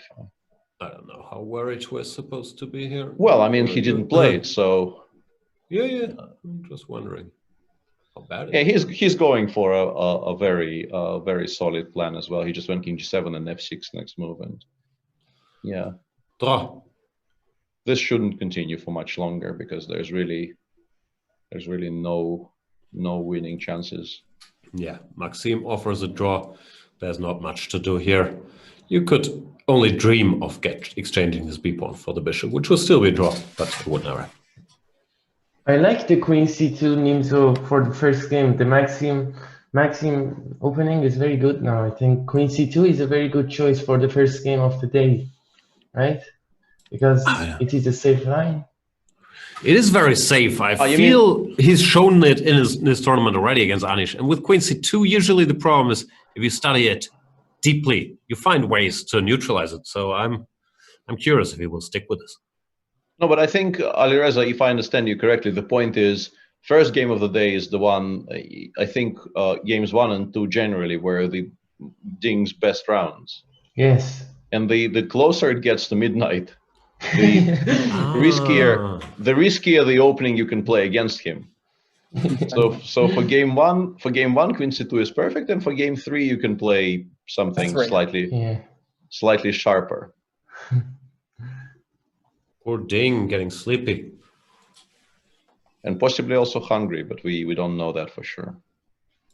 I think he's well fed before the games, but I don't know. All right, we are waiting. Start of more events. What's your favorite Chinese food, Jan? My favorite Chinese food? Yeah. I enjoy a good, what's it called? Beijing duck. Is that the English with term? the pancakes where you wrap up With the pancakes, exactly. pancakes. The brown sauce. Beautiful. Oh, yeah. What's it's not brown sauce. What do we call it? I can't remember the name, but yeah, I do know it. It's probably not an authentic Chinese food, but that's what we call it. No, over I here. think it is actually, because when I go to Chinatown in London, they do serve that. You're just trying to re-establish some food credentials right after this vegetable salad thing. Now you're showing your the Sabzi failure. Chinese food. Hashtag Sabzi failure. Peter, are you a Chinese food fan? I like Chinese, but it's in my sort of order of Oriental cuisines. It's not going to be number one, but yeah, I like Chinese. Alireza, do you like Chinese food? No. Okay. No. What foods apart from Iranian are you a fan of then? Italian, probably. What about French? French. I'm not sure what is exactly the French cuisine. For instance, they have only steaks. I only eat Yeah, that's steaks. true. They've got some more exotic things that probably you're not going to be eating soon, but yeah. Do you feel the need to have white bread with every meal? That's the definition. And wine. I do remember playing at Vachier-Lagrave years ago. There was always a bottle of wine on every table in France. It seems as though they have wine with every. Is that fair to say, Peter? They have a lot of wine? Yeah, I think it's very much part of the culture. Alireza is not of the legal drinking age yet, though, so it's probably not that much part of his daily routines. True. Who knows? Alireza, have you tried snails, escargot? No idea what you're talking. Snails, these little crawling things. Escargot à la bourguignon. It's really good. It's snails in some Bourguignon sauce. white wine sauce with garlic. Excellent. Yeah, I do agree with that. Although probably let's not push this on unsuspecting young people. No, Alireza is a big student of Frenchness. Yeah. And we have liftoff. Jan Nepomniachtchi has played c4.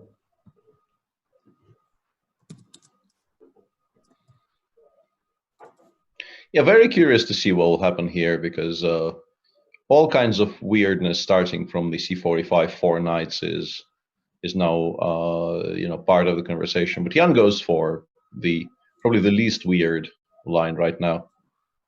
And Bishop c5 is a big new thing. In the old days, everyone put their knight out of the way, sort of automatically, when white can at least, play for an advantage.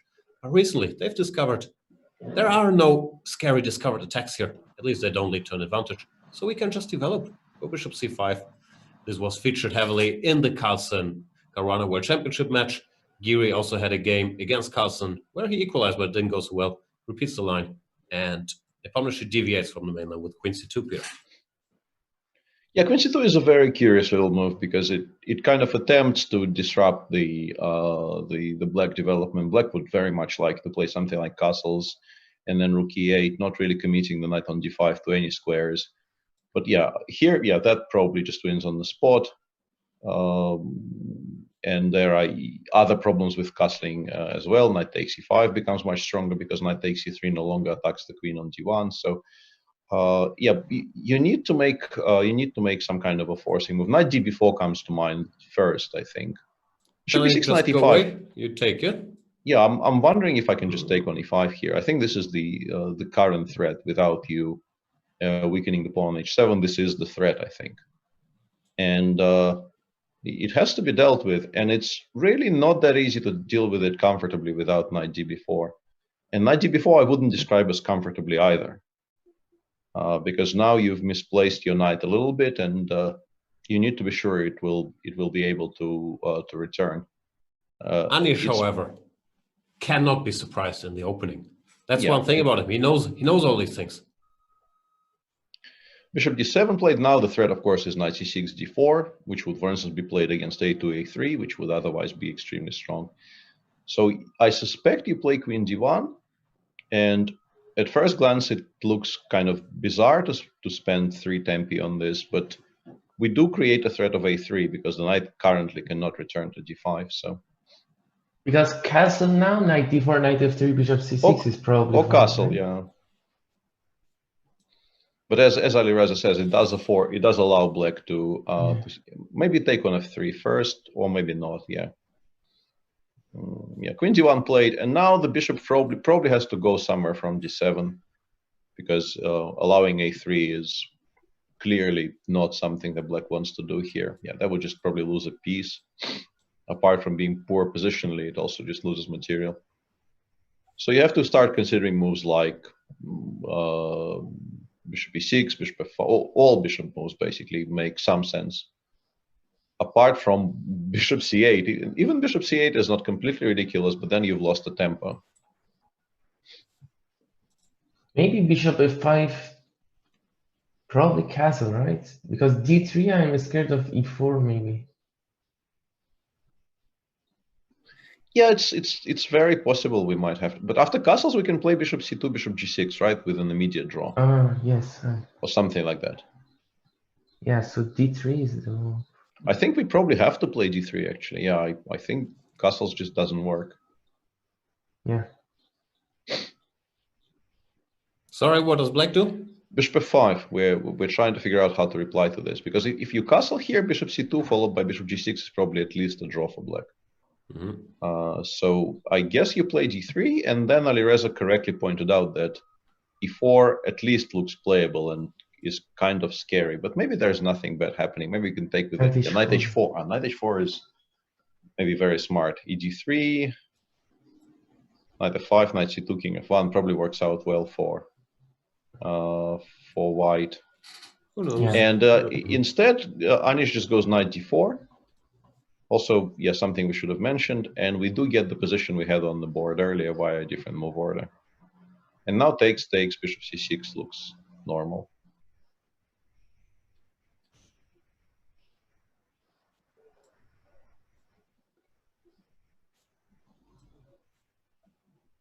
White can play, he even played knight c6. Yeah, because bishop c6, a3, I was not sure how to do so. Yeah, I was wondering, but I thought we could play knight d5 here. Yeah, that would be a problem, but I thought we could play knight d5 and not lose anything. And I think generally black would be quite happy trading those bishops off the board, the light squared bishops. So I'm surprised Anish didn't give it more consideration, but I suspect he just is still very much in book, so.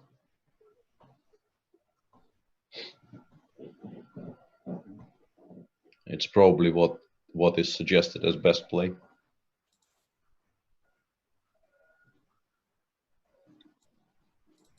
But I mean, black must be doing all right here, right? I mean, how about? It's a typical English position where if you give white some time to play, I don't know, rook c1, knight e4, knight c5, he will start liking white. But Anish is playing very concretely. He is now giving up on b7 to, I guess, just win the pawn on b2 back if that happens. And if bishop just goes back to g2, he can play, C6. I guess, just c6, yeah. Mm-hmm. And if black establishes this knight on d4, he is never really doing poorly in these types of positions.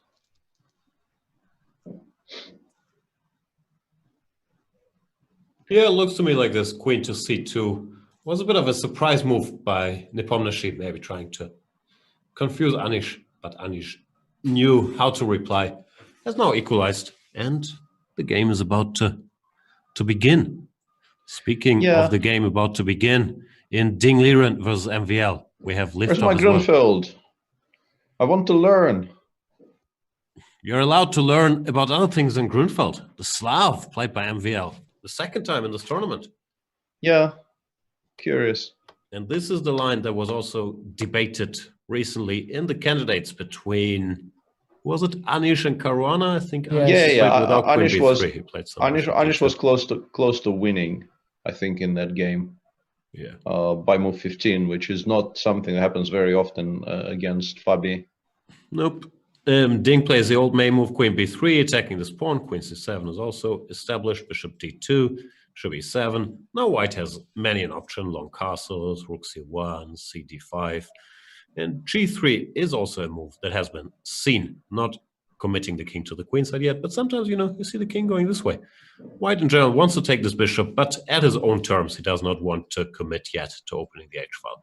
So there's no shenanigans to deal with here. And MVL reacts very directly DC. I wonder if the idea is after queen c4 or bishop c4 to play knight d5, because generally this change of structure is not what the computer enjoys for black in these positions, I believe.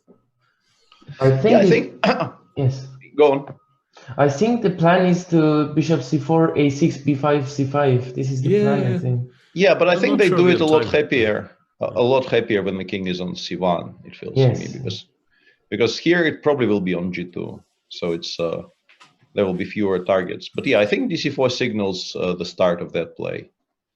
a6 and then a big decision here. If you take with the bishop, which looks normal, or with the queen, because the bishop, frankly, is not doing that much now. Not sure. And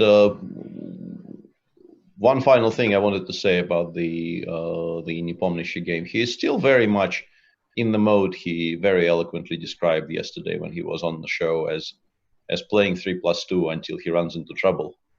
So far today he hasn't run into trouble, but he clearly continues playing 3+2, is undeterred by what happened in the first couple of rounds. 3+2 being, I guess, a popular time control on the internet, 3 minutes plus 2 seconds. Then again, Alireza, do you ever play with increment if you don't have to? Like if you play blitz on the internet? I play mostly without increment, but probably this was my mistake for this tournament. But I feel most people do. No, I don't know anybody who plays like a lot of 3+2, let's say. I know many people playing 1-0, 3-0, 5-0. It's because it's not spread, you know. If that game was spread wider, it, like, for me, I feel like a 3-0, I'm a dog to more or less anybody, and a 3+2, as recent events have shown, I actually have a shot. So personally, yeah, I don't want it to spread wider, so I will not tell more than one person about it. Yeah, somehow. My COVID-19 jokes don't hit home. Yeah, I got the reference. Yeah, it wasn't great. Apologies. DC bishop c4 played, none of my queen c4 nonsense. a6, as Alireza indicated, he goes for b5 c5.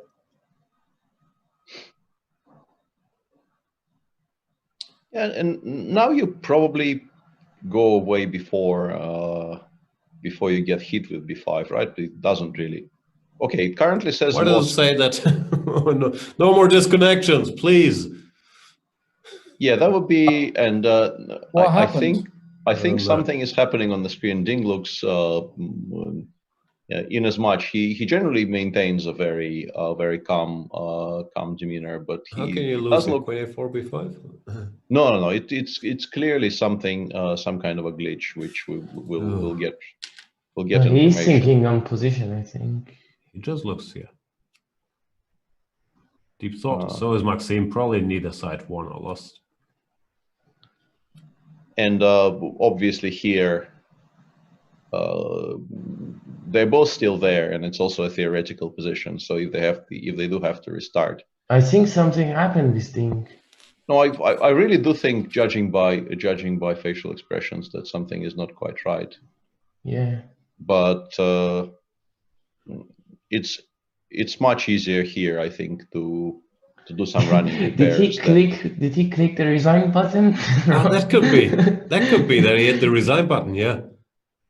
Oh boy, arbiters! Here's a new case for you. They're being kept. You know, they're earning their money. They're on. You know, every round they've had something. Hang on. Right? If you click resign, though, doesn't it ask you, do you really want to resign? Maybe he did. Maybe he thought, you know what, this b5 move, terrifying. Too strong. Too strong. b5 too strong. We'll try and find out what's. Yeah, we'll figure it out. It is a bit alarming, and obviously we don't want any more of the. I'm getting a message that he got disconnected apparently. So. Yeah, no, but We'll see if there's a new that should be protocol able in place for that. that it should be possible to resolve, considering they both have oodles of time and neither of them have left the board and so on. So.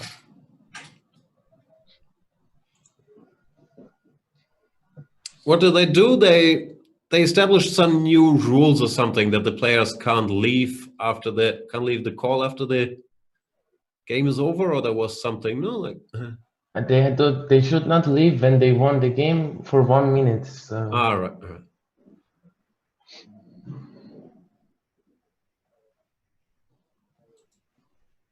But this case is not a big deal. They can just make moves and play. Yeah. Also, doesn't look like either side is winning. Yeah. Yeah, it feels like once again it's very difficult. We only see Ding's face and not even the background to go on. But it feels like he is now trying to get the connection. How is he still on the call? That's a mysterious thing, right? Because we can still clearly see him on the call. His webcam still transmitting perfectly, and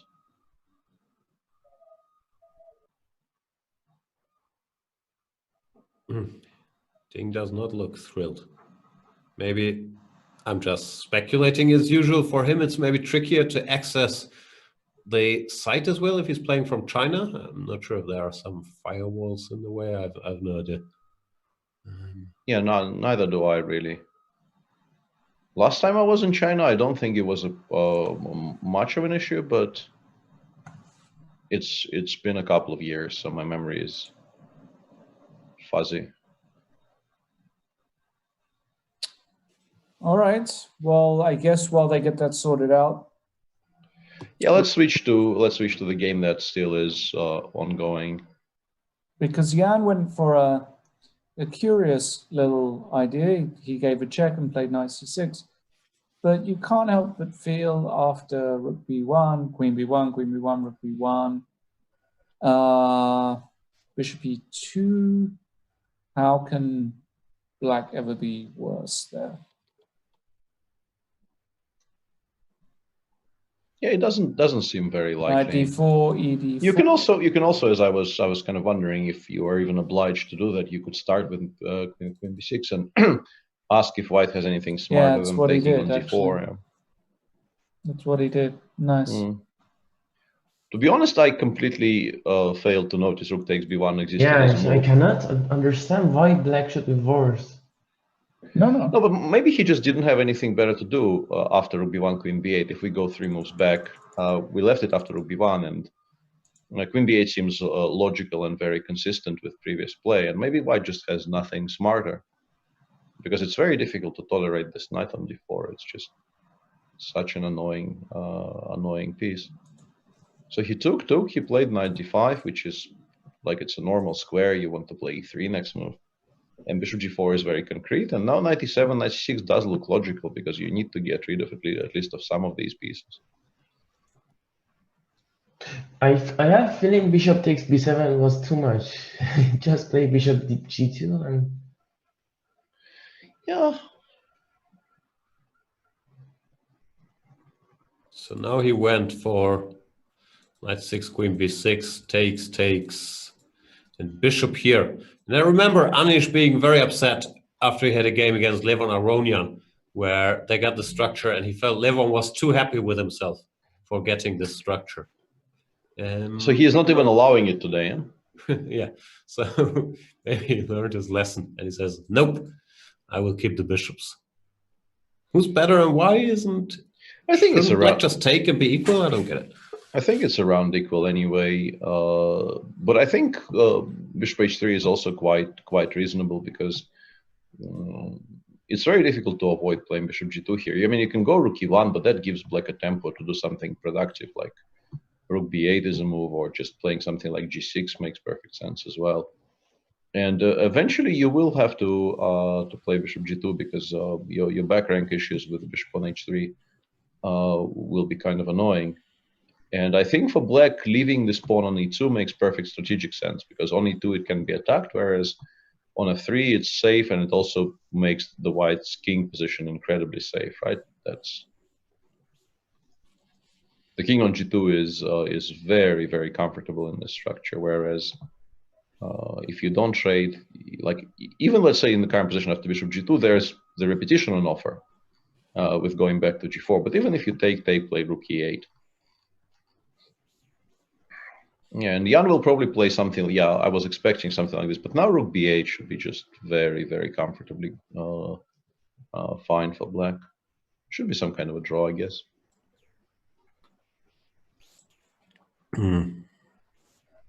Not really fireworks yet, ladies and gentlemen, has to be said. Not yet, no. No, they're not really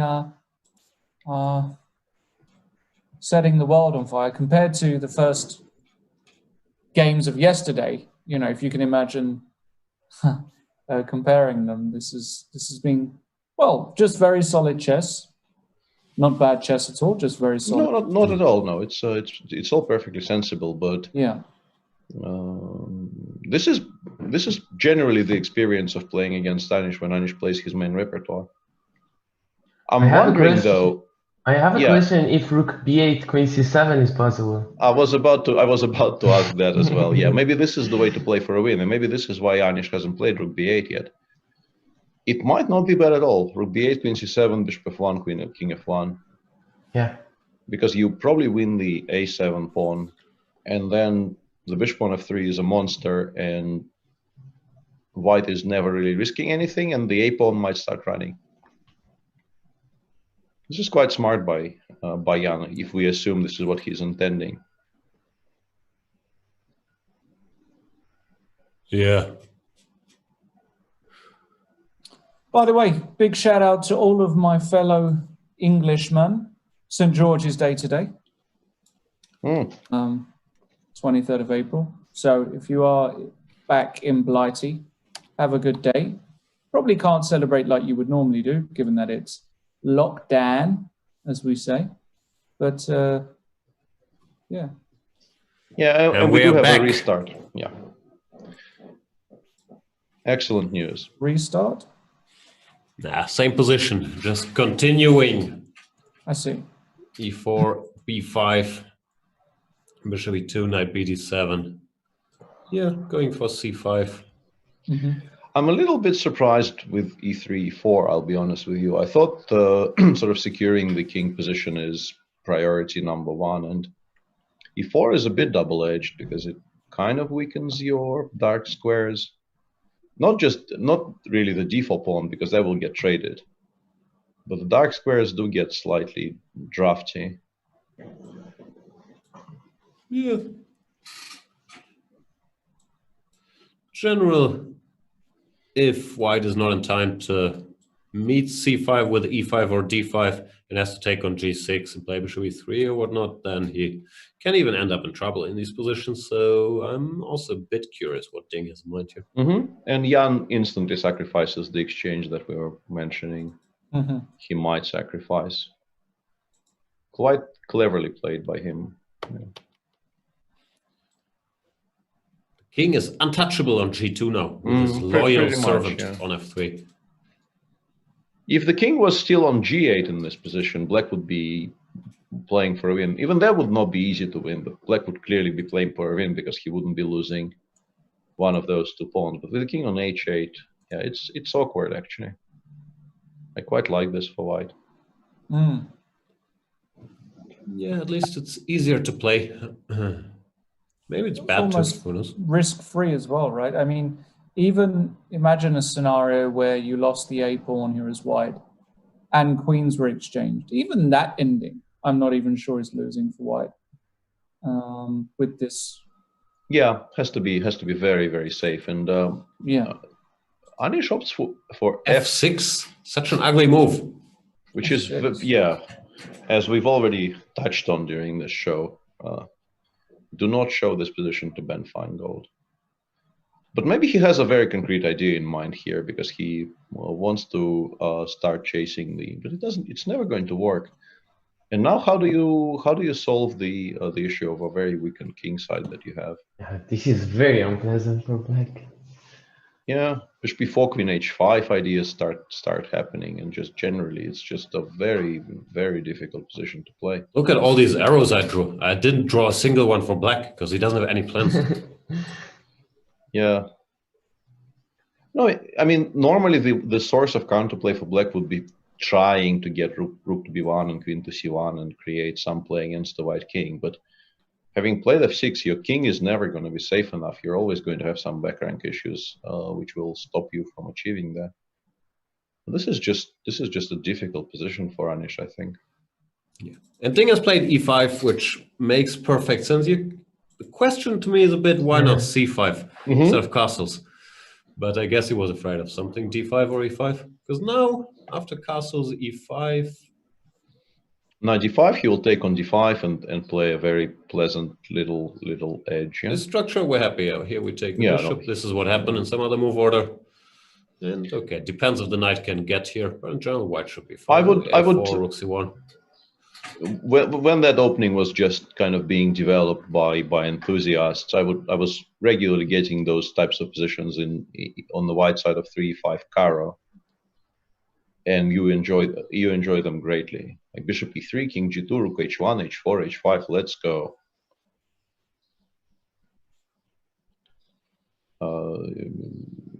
Maxim maybe showing his inexperience with this type of structure a little bit here, because he's been a Grunfeld player and a Knight of player for the last, I don't know, 15 years, and you don't get the structure very often, no? No, not in those openings, no. Or maybe it's just... Good. Go on. I forgot what I was going to say, but it was probably not very wise. I mean, it's probably not that horrible just yet, but I think white has a lot more scope for improvement. And as Jan mentioned, it very much depends on how quickly black can either land the knight on c4 or force white to play b3 and then start fighting for the c file with the bishop on e3.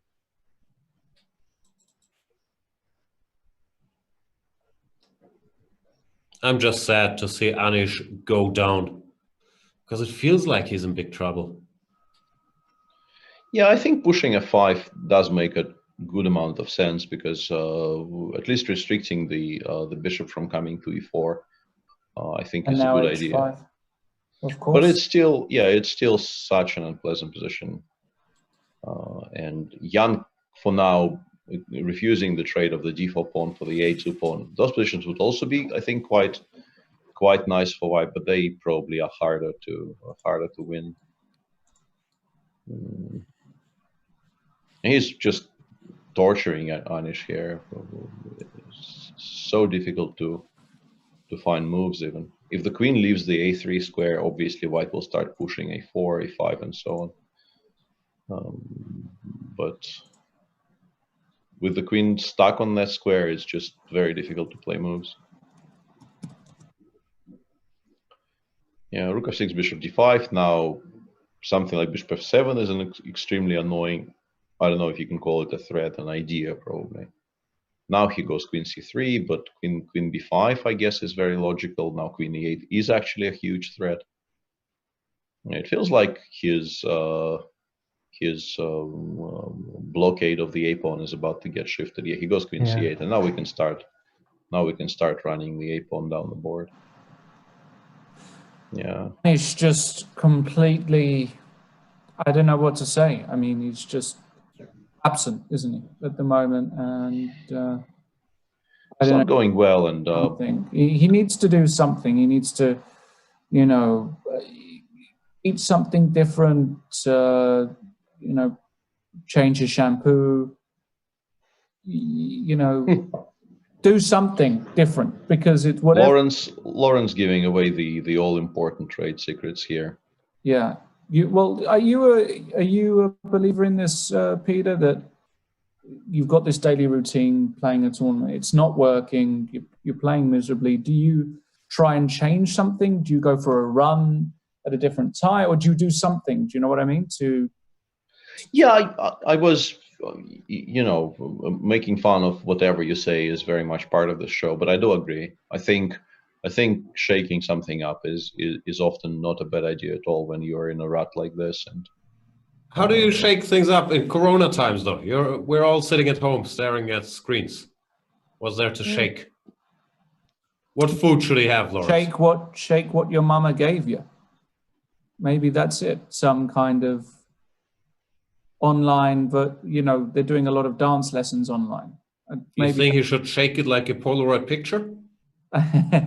Is that Outcast? No, that's it's Hey Ya.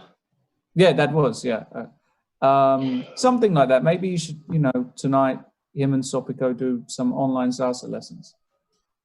Yeah, come in. I'll let him know that's your recommendation. Yeah. Yeah, Queen f7, Bishop d5 was a large threat, so Anish goes Rook d6, and now is g4 already very strong right now? Yeah, why doesn't g4 work? Rook f6. G4 looks like it might be Rook f6, Queen d7. Or Queen e8. Or Queen Jan e8, thought about it for 7-8 seconds and he decided against it. Yeah. No, I guess he just wants to lure the rook to f6, where it could have gone on the previous move as well, and then he goes to Queen d7, and it once again becomes incredibly awkward because the d4 pawn will actually start hanging. And if you protect it with the queen, you probably allow either the a pawn push or bishop d5 or something. White will get further improvements. Yeah. It does feel like Anish will eventually just allow something here and lose. Looks bad. Ali Reza, let's talk about more pleasant topics. How was this Banter Blitz Cup final against Magnus Carlsen for you? We haven't talked since. Was one of the more exciting matches I have seen online in the recent past. Yeah, okay, for that match I had a lot of training. I played my whole life this 3-0, so probably I had more experience than him, and yeah, I got lucky at some point. He also mated me with 0.2 seconds. Yeah. So yeah, it was a very exciting match, and I think we were 50-50. I don't think I was weaker than him, and because of it's of course 3-0, right? Mm-hmm. And it felt like, I'm not sure if you felt that way, but it felt like when you're both down to 30 seconds, you had a bit of an edge. Well, I always thought Magnus was incredibly good in bullet as well, but it felt like the lower the time got, you were maybe faster or at least more comfortable with it. Is that correct, that impression? Yeah, probably. But we were also very close in the match, so it was only one game, so I don't know. No, I'm always amazed when I see you guys playing. You have 20 seconds and you still make 40 good moves. Well, okay. With Lawrence and me, we pre-move stuff, but there's something hanging every move where you somehow make sensible moves still. I don't know. Yeah, I had a very recent pre-move experience. I was playing a tournament, and once again I panicked very early. But I remember I made the pre-move phase started with me having 2 rooks against the knight, and eventually I somehow won on time, but one of my rooks was gone. And there's really no way a knight should be able to take a rook in this situation. But my pre-moving was so horrible that my opponent was not only able to guess what I will try to do, but also just maneuver his pieces in such a way that in the final position, I only had one of my 2 rooks. It just doesn't come naturally to me. It's awe-inspiring to watch proper specialists at work, because everything seems to make sense somehow. Mm-hmm. It's very, very impressive. Hang on a second. Has Jan misplayed it badly? He blundered 26. Whoa. Why he's playing very fast, I don't understand. As I've always said, I have never stopped believing in Anish, and his resilience, especially with his time control, is what makes him. Yeah, and now, I mean, he's still worse, I suppose, but it's a lot easier to imagine Black not losing this, right? Sure. Yeah, now Rook E8. Rook E8 could... Rook E8 even exists. Yeah, that's a very smart move. Wow. Yeah, I mean, White never loses this, but but he probably also never wins this anymore. Jan will be really upset with this. Yeah. But he had G4 and he didn't even consider G4. This is incredible. Yeah. And after Queen C8, he played... When G4, Ali Reza? instead We of liked queen G4 E7. move 41, I think, or yeah, here it felt like it might just be winning. G4, yeah. Rook Queen F6, can't be Queen too E8, bad, no? right? Still Yeah, possible, I exactly. guess. Bishop C6, King H8. No, but even here, like I think he was very disappointed. He wanted to play Bishop E8, and then Queen he D5. realized it allows Queen A8 Oh, check. Queen A8 even, yes. Yeah, so this is why he played King H2. And then Anish found Rook C8 to have Queen C5 after Bishop E8. Once again, Bishop E8 no longer wins on the spot. And yeah, Jan kind of got upset with all this and made one move too quickly, and now the queens are gone. And Let me see the camera. Is there head shaking? Yeah, normally. there's definitely been there's been some head shaking already. Yeah. Showing his feelings. There are Alireza, some- can you see your opponent, or is it optional, or do you have to watch him, or what's the story with that? Do you have During the game, yes? Yes, during the game. I think you could choose if you want, or I normally do, but Because like if Jan starts shaking his head, you know he's made a blunder, right? So it's probably yeah. to watch his face. Sometimes it helps, sometimes it is maybe not good to. Right.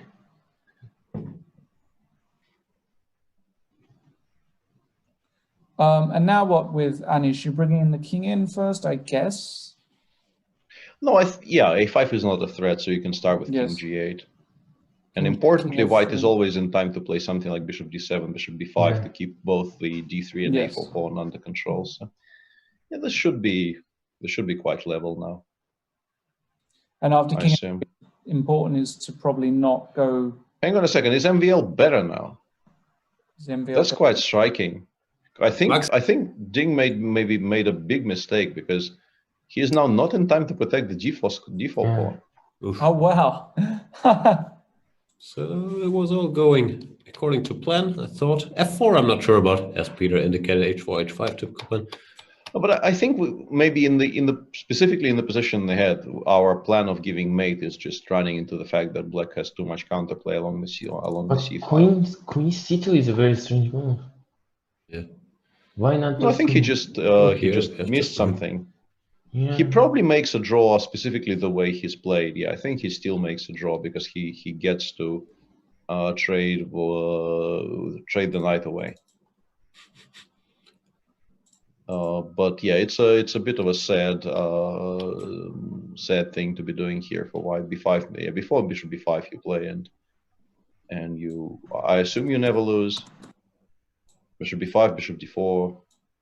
You take on C6 and go B3 and. Opposite color bishops yet again. What is it? Is it? Are you sure it is not losing? No, it's risky, but I think we probably make a draw. I don't. Because G5. Yeah, maybe we have to. Hang go on, I don't need H4, B3. Maybe I can start with H4. Yeah, knight D4 is very clever by Maxime, because now he gets tempo. Well, we can play bishop somewhere first. We always have the trade in. Oh yes. I don't know where. D3, F1. I don't know. Many options. A4. Because I think it might actually be very useful for White to play H4 as early as possible.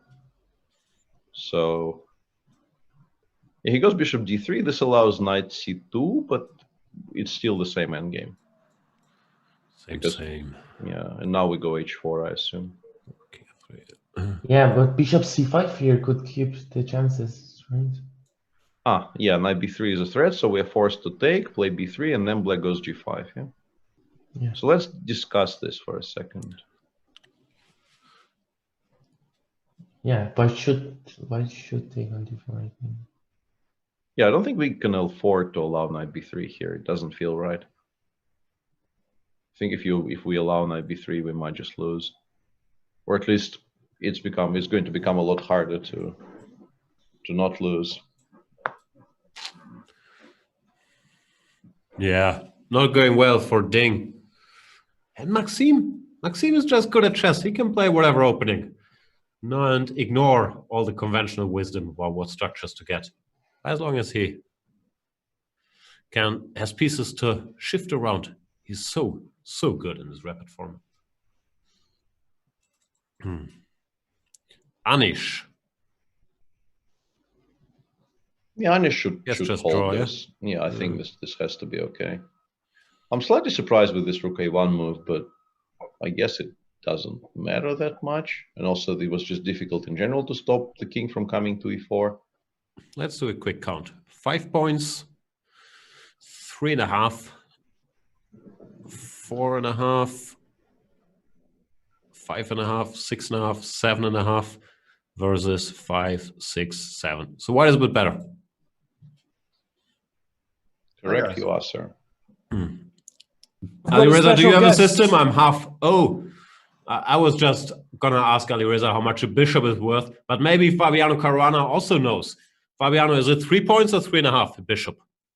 I don't know. Do we still follow those arbitrary numbers that we've given them? It feels all a bit outdated in a way. At some point, I got sent a very important document on the topic. I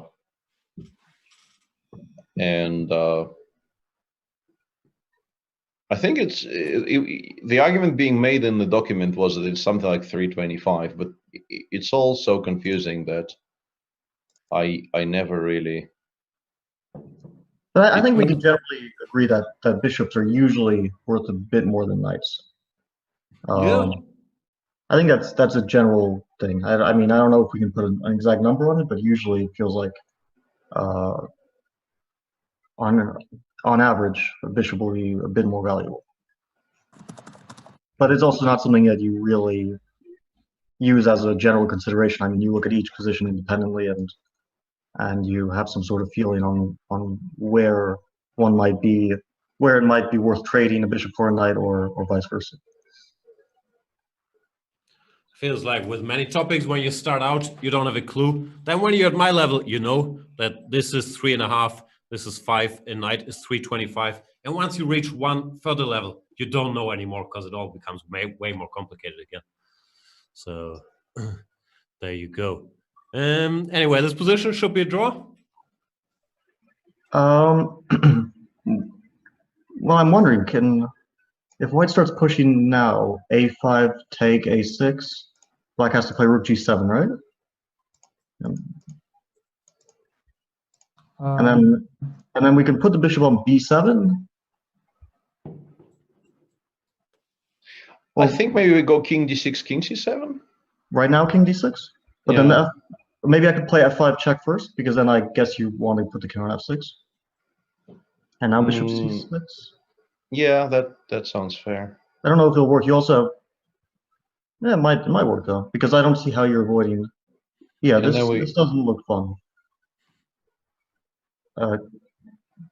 Yeah, I have a feeling king takes d4 might just be winning here. Yeah, I think this is just resigned. So I don't see how you're escaping this one. He played bishop a6 instead. He's tricky.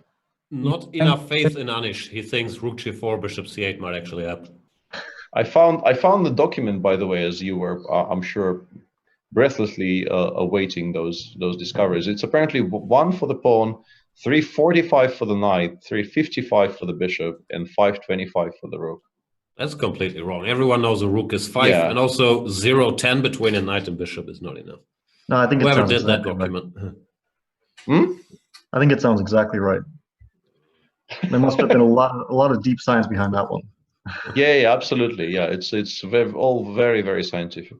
But if black plays rook a1 here, what happened? Sorry. This is the current position. Yeah, they made some moves apparently. Well, you can play 5 a6, bishop c6 again now, and it's probably even stronger now than it was with the king on e6. So the option still exists. So bishop a6, rook a1 happened, bishop c4 check, king f6, bishop b5, rook g1. Maybe this was his point. Maybe it's very clever to do it this way.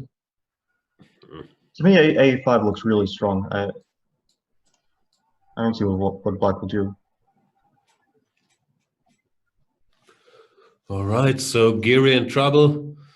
MVL, they did not get this opposite color bishop endgame, but he somehow kept the knight.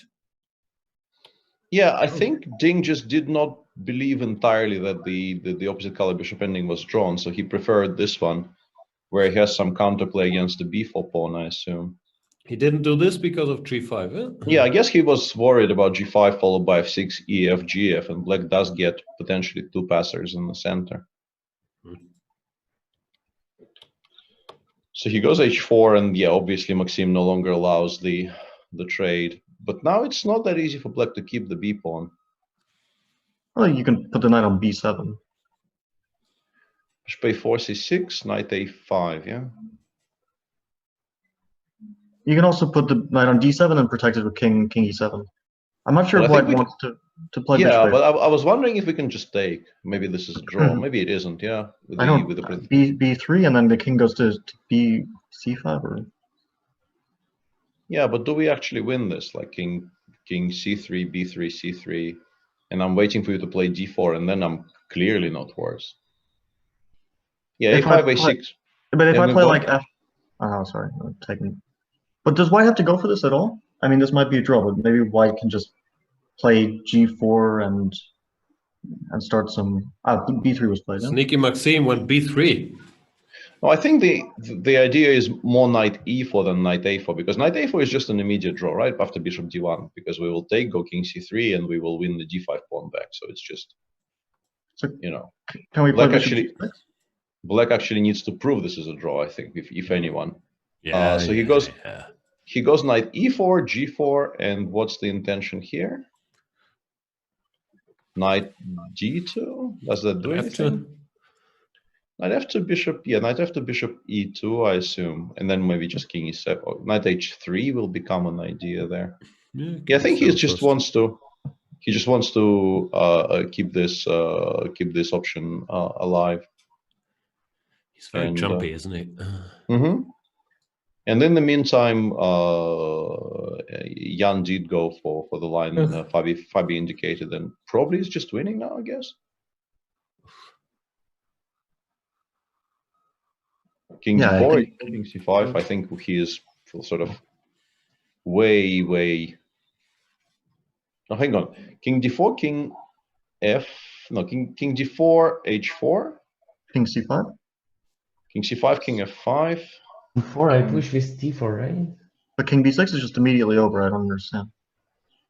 And then we take on a6 with either one, yeah. And then I just get back in time. Just king b5, king c4, of course. Yeah. Well, I mean, it's you have to calculate this. It's sort of important, but it's also very easy. But also bishop a6 and king c5. I mean, there wasn't much. It really isn't. Much it really isn't very close. Maybe he has to go for the queen ending, but the queen ending is just completely dead. Well, white can also play king e3 here. I mean, it's probably also winning. Yeah, that's. Yeah, but Jan chooses the queen ending because, as I mentioned, this is about as lost as they come.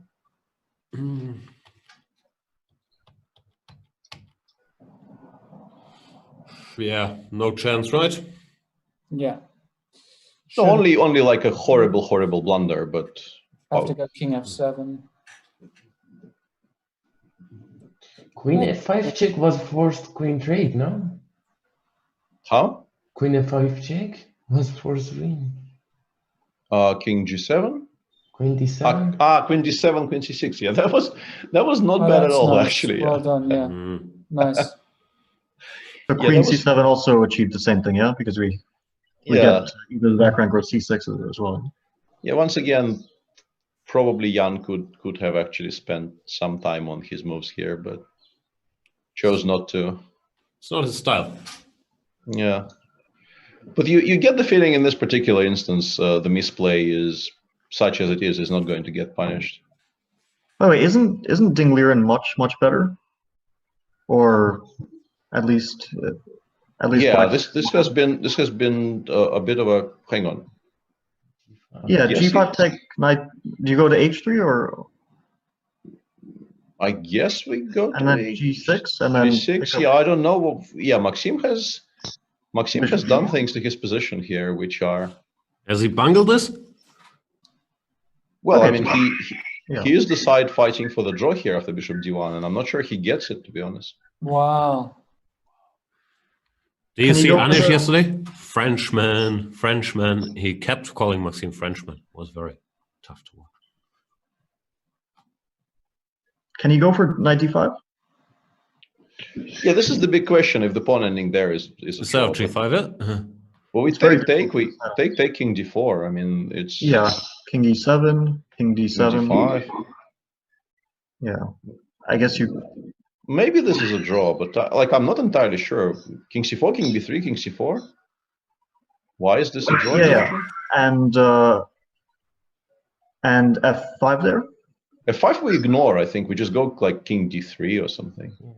Ah, you ignore it. Yeah, this is important. If you Yeah, do anything, I don't think I touch it at all. I think I go king d3 and then I start pushing. In the meantime, Nepomniachtchi has indeed won the game against Anish. He's changed queens a little later, and here, even though it's only one pawn, it's enough to become a beautiful new queen on d8. So Nepomniachtchi takes the lead in that match, 1.5-half. Back over to Liren versus Maxime Vachier-Lagrave, first game. And I was just thinking about this again. Like in the pawn ending we were just looking at, if I don't do anything with my pawns, I don't see how I can make progress. That's maybe a very good point. Yeah, let's have a look. So we pick up on d5, you go king d7. I wanted to play king c4. You need to pick up on e5, right? Yeah. And I go back to c4. And you want to just play king d6, king c6. Yeah. Because even if you have all the time in the world, you can't get to e7 because I'll have f5 and I'll create my own passed pawn. Oh, that's a very good point. Yeah.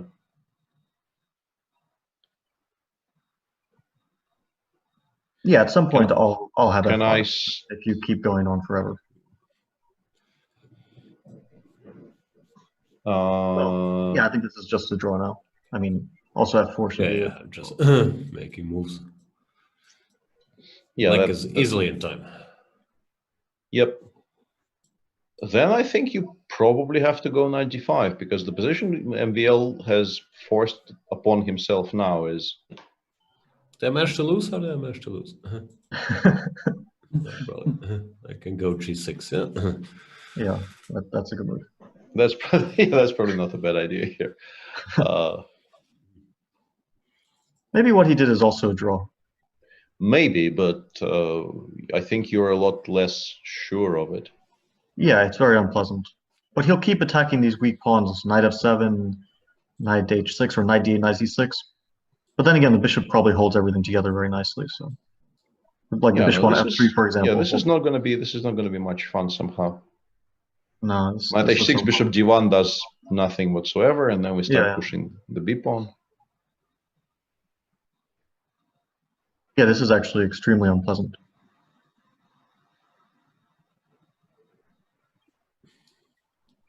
Yeah, losing that position would be quite something if MVL lost this. But probably I could have still put my king on b6 because king c5, knight f7 always. Yeah, maybe we're still in time to hold by tactical means. But how do you do it? b4 and which move? King c6. And let's say I give a check, and then I go bishop to b3. No, the a4 check. I just take on e5, no? Oh, sorry, you have knight e5. Yeah, this is a dead draw. Yeah, bishop b3, knight g4, knight e5 here holds just in time here. Yeah. So maybe we are overestimating the dangers here with the knight on h6. Maybe Maxime is always going to have. Yeah, but it is by a tempo if he makes it. And what if? Yeah, king c4, knight f7. Yeah. Kind of Really?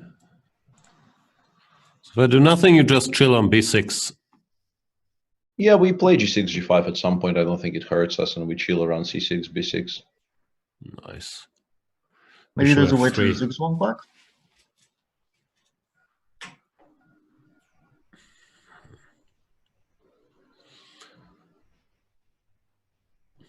I do not have any clue.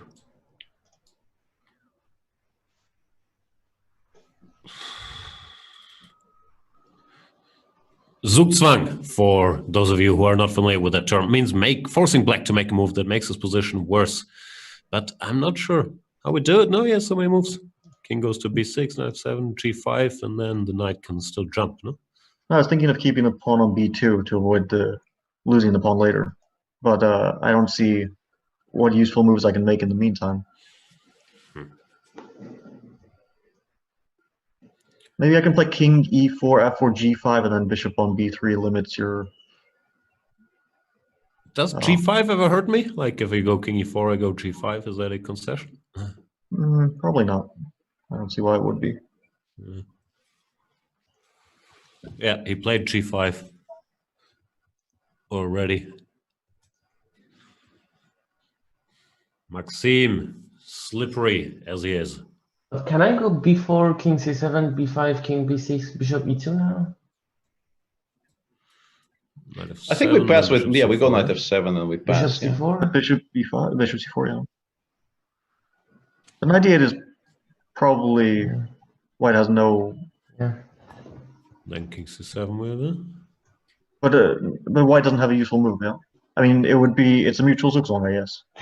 But I'm saying we can still play king c7, no? King c5, knight b7. King c5, knight b7, go back. yeah. True. But then I can maybe go king c5, knight b7, king b4, and go to a5. King a5, yeah. And, although that's probably also a draw. You play knight f7, put the king on b8. Yeah. Oof, just so complicated.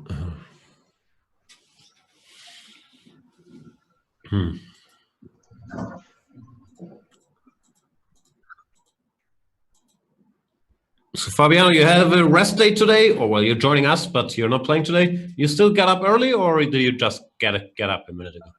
Yeah, now I'm used to getting up early. But today I was woken up. My window broke.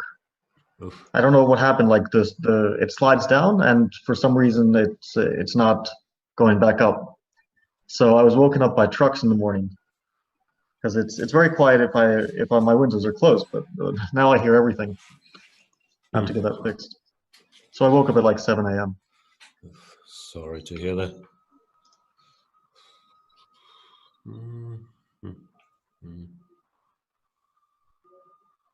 Ali Reza, what's your routine? Do you try to wake up late to be fresh for the games? Yeah, I wake up normally at 1. Is that a big change from your usual routines for the tournament, or you're used to waking up late? I usually wake up at 11, but this tournament is better I wake up at 1. Makes sense. Peter, what about you? You're an early bird, right? Yeah, I generally get up around 8-ish.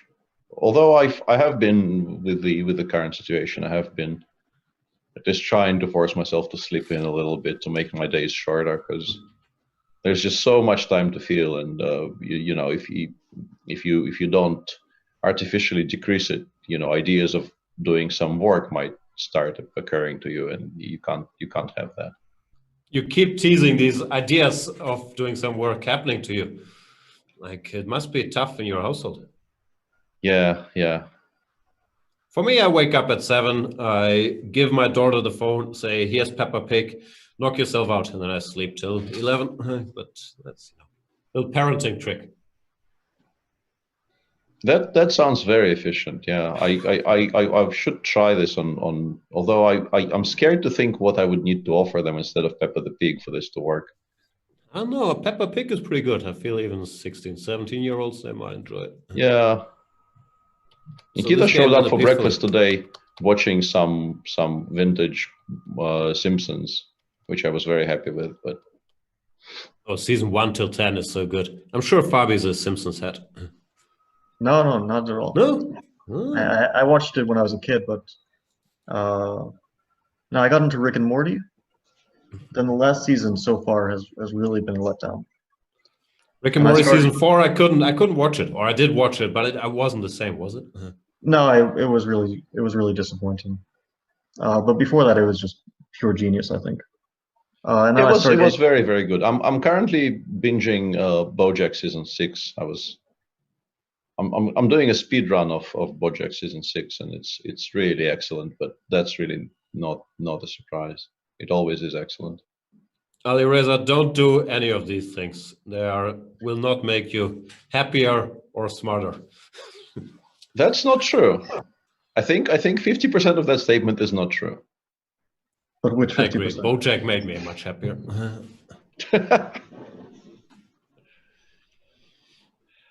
Yeah. All right, so both games are over. Maxime Vachier-Lagrave against Ding Liren, still 1-1. And Nepomniachtchi in the lead versus Anish Giri. Do we think Anish Giri has a comeback in him? No. There seems to be a lot of faith in Anish's abilities to bounce back here. No, I feel bad for saying that. It's very possible, but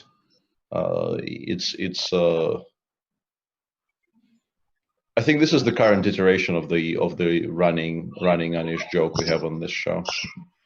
This one is much sadder though. To troll him for draws is kind of fun, but to just give up hope on him, like winning even a game in this tournament, it's sad.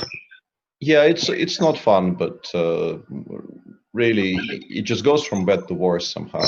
And I hope that he bounces back in this game, because then we'll likely see an Armageddon, and that's always what I'm rooting for. Basically, whenever I watch these matches, I want to see Armageddons in every single match. Yeah. No, of course we want this one to be closer, and if Anish is to strike back, it probably has to be with the white pieces, because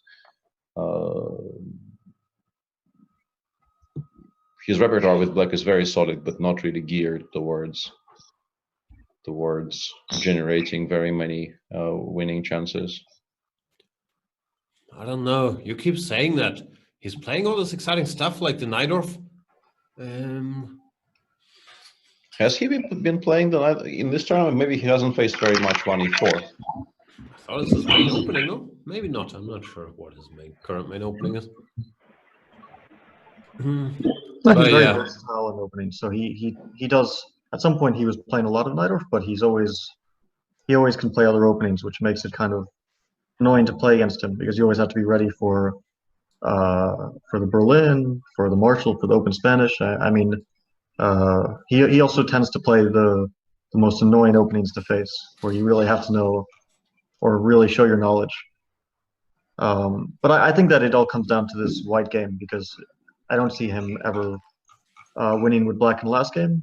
But he did play the Sicilian against MVL in that game where the match was already decided, and it was an lap-in. So yeah.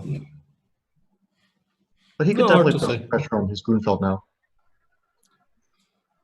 I have a feeling with Anish that obviously I have no proof, but I have a feeling that he might be saving his best Grunfeld ideas for the candidates, which of course is a consideration for all you guys who are still in the candidates when that resumes. Like, what ideas do you want to show in this tournament? Grunfeld, of course, an opening that MVL is very capable of playing. Nepomniachtchi is very capable of playing. Many players are capable of playing. So I'm not sure if he will show us what he's got, but I could be very wrong. He already had 2 Grunfeld outings in the candidates where he played 1 knight f3 and 1 bishop d2 game, so maybe it's not such a big consideration. Yeah, I don't know about the other players, but I already showed all my candidates' ideas. I mean, d5 knight c6. That was my main one, and now it's all gone. Yeah, but that was an amazing game, by the way. How long were you in book? Because both of you guys blitzed out some nonsense here very quickly. No, I mean, I knew a little bit about the line, and I assume he did too.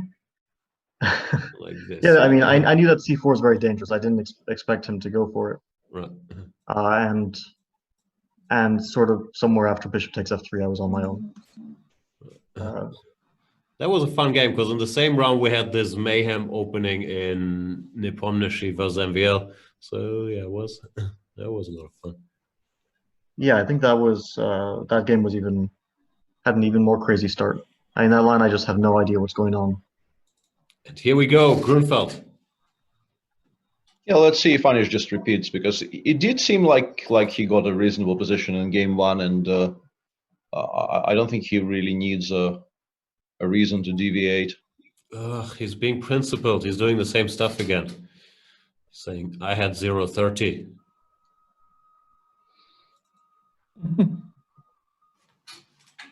The 0-30 is, the new +1.5. So. Well, it depends on which engine now, because now you have two different types of engines, and they give you basically drastically different evaluations in any position. And sometimes the difference is like between winning and losing. Komodo and Houdini, they're really different. Which do you prefer, Fabi? Rolls-Royce or Bentley or? Well, it's hard to say. I mean, sometimes Leela will show you something, and you'll think, "Wow, this engine is a genius," and then it will sometimes blunder Maiden too, which happens more often than you'd think. Yeah. And then you realize you can't really trust it, but you should always listen to it. I love him though, or her. It's like an old guy or old lady with great understanding that just sometimes blunders a piece. I mean, I've had positions where it legitimately blunders, like Queen D8, King D8, Knight E6, and Mate in 3. It just misses very basic tactics, but sometimes it outperforms Stockfish, which is incredible. It's a bit like Lawrence. And the touch is there, just the execution sometimes. Basically similar levels. And the Grunfeld has already become very interesting, because Jan avoids playing Queen D6, which he did in game 1 on move 15.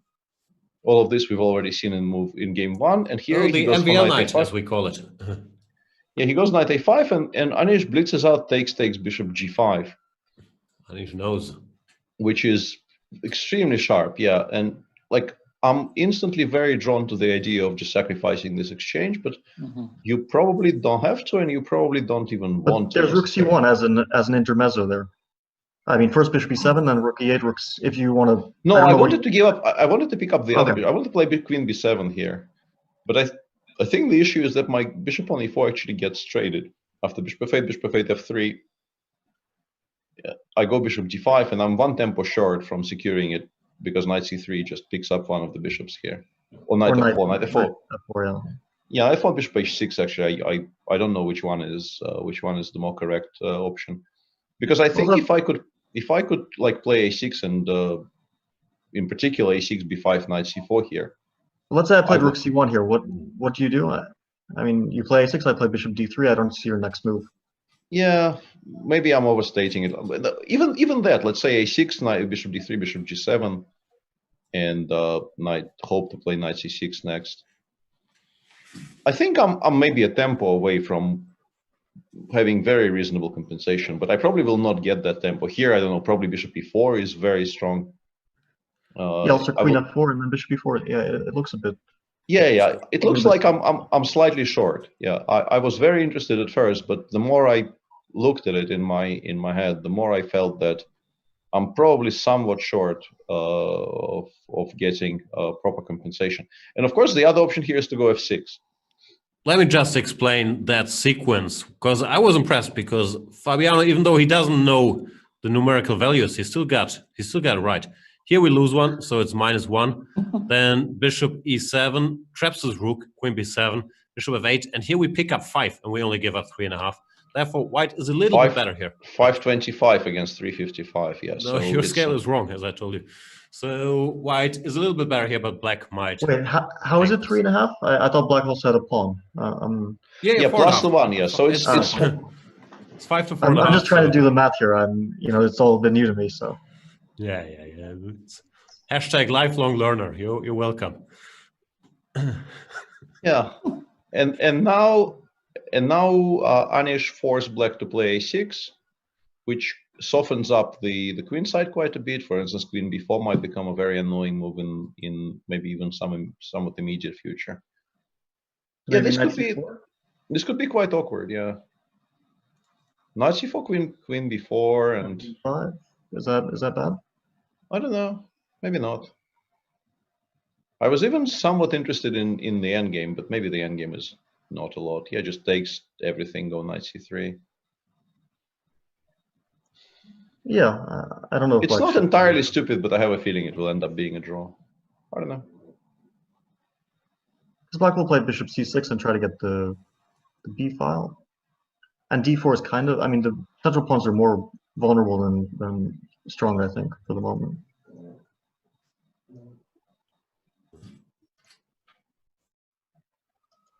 All right, and the other game has yet to kick off, it seems. MVL against Ding.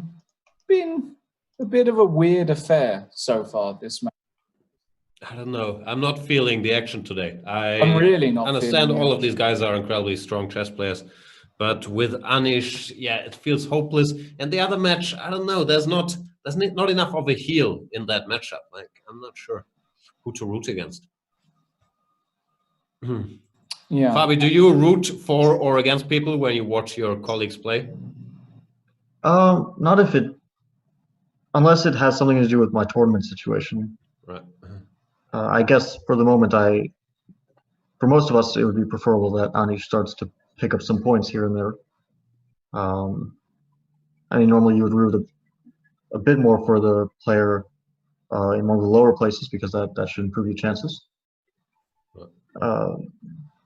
But I don't really care too much, and I'm mainly just want to see interesting games. I actually, kind of like to see, like to watch chess being played, and especially if the matches are close, and especially if they end in Armageddon, then it's always fun to watch.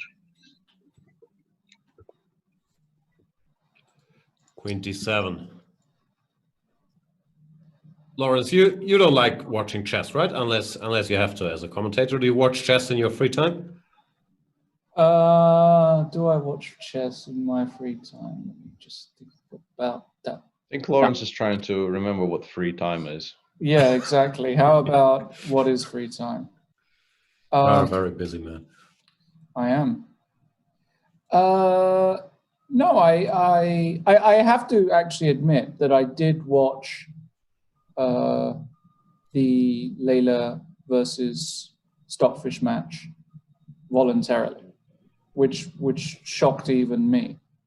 I didn't watch all of it, but I watched parts of it. But that's about it. Just the games without any running analysis. I just had the games, and because it was just so fascinating how they were opening. They were trying all different kinds of openings, and it was really actually thanks to Matthew Sadler. Shout out to my main man, Grandmaster Matthew Sadler, and he was kind of tweeting the links and tweeting certain positions, and I actually thought, oh, this is quite interesting. So I had. Did you follow the match, Fabiano or Ali Reza? Did you follow this Leela Stockfish final? Yeah, I saw some of the games. They are very interesting and very new ideas. So it is useful to watch, of course. Yeah. And the difference in approach is really, really striking in many cases.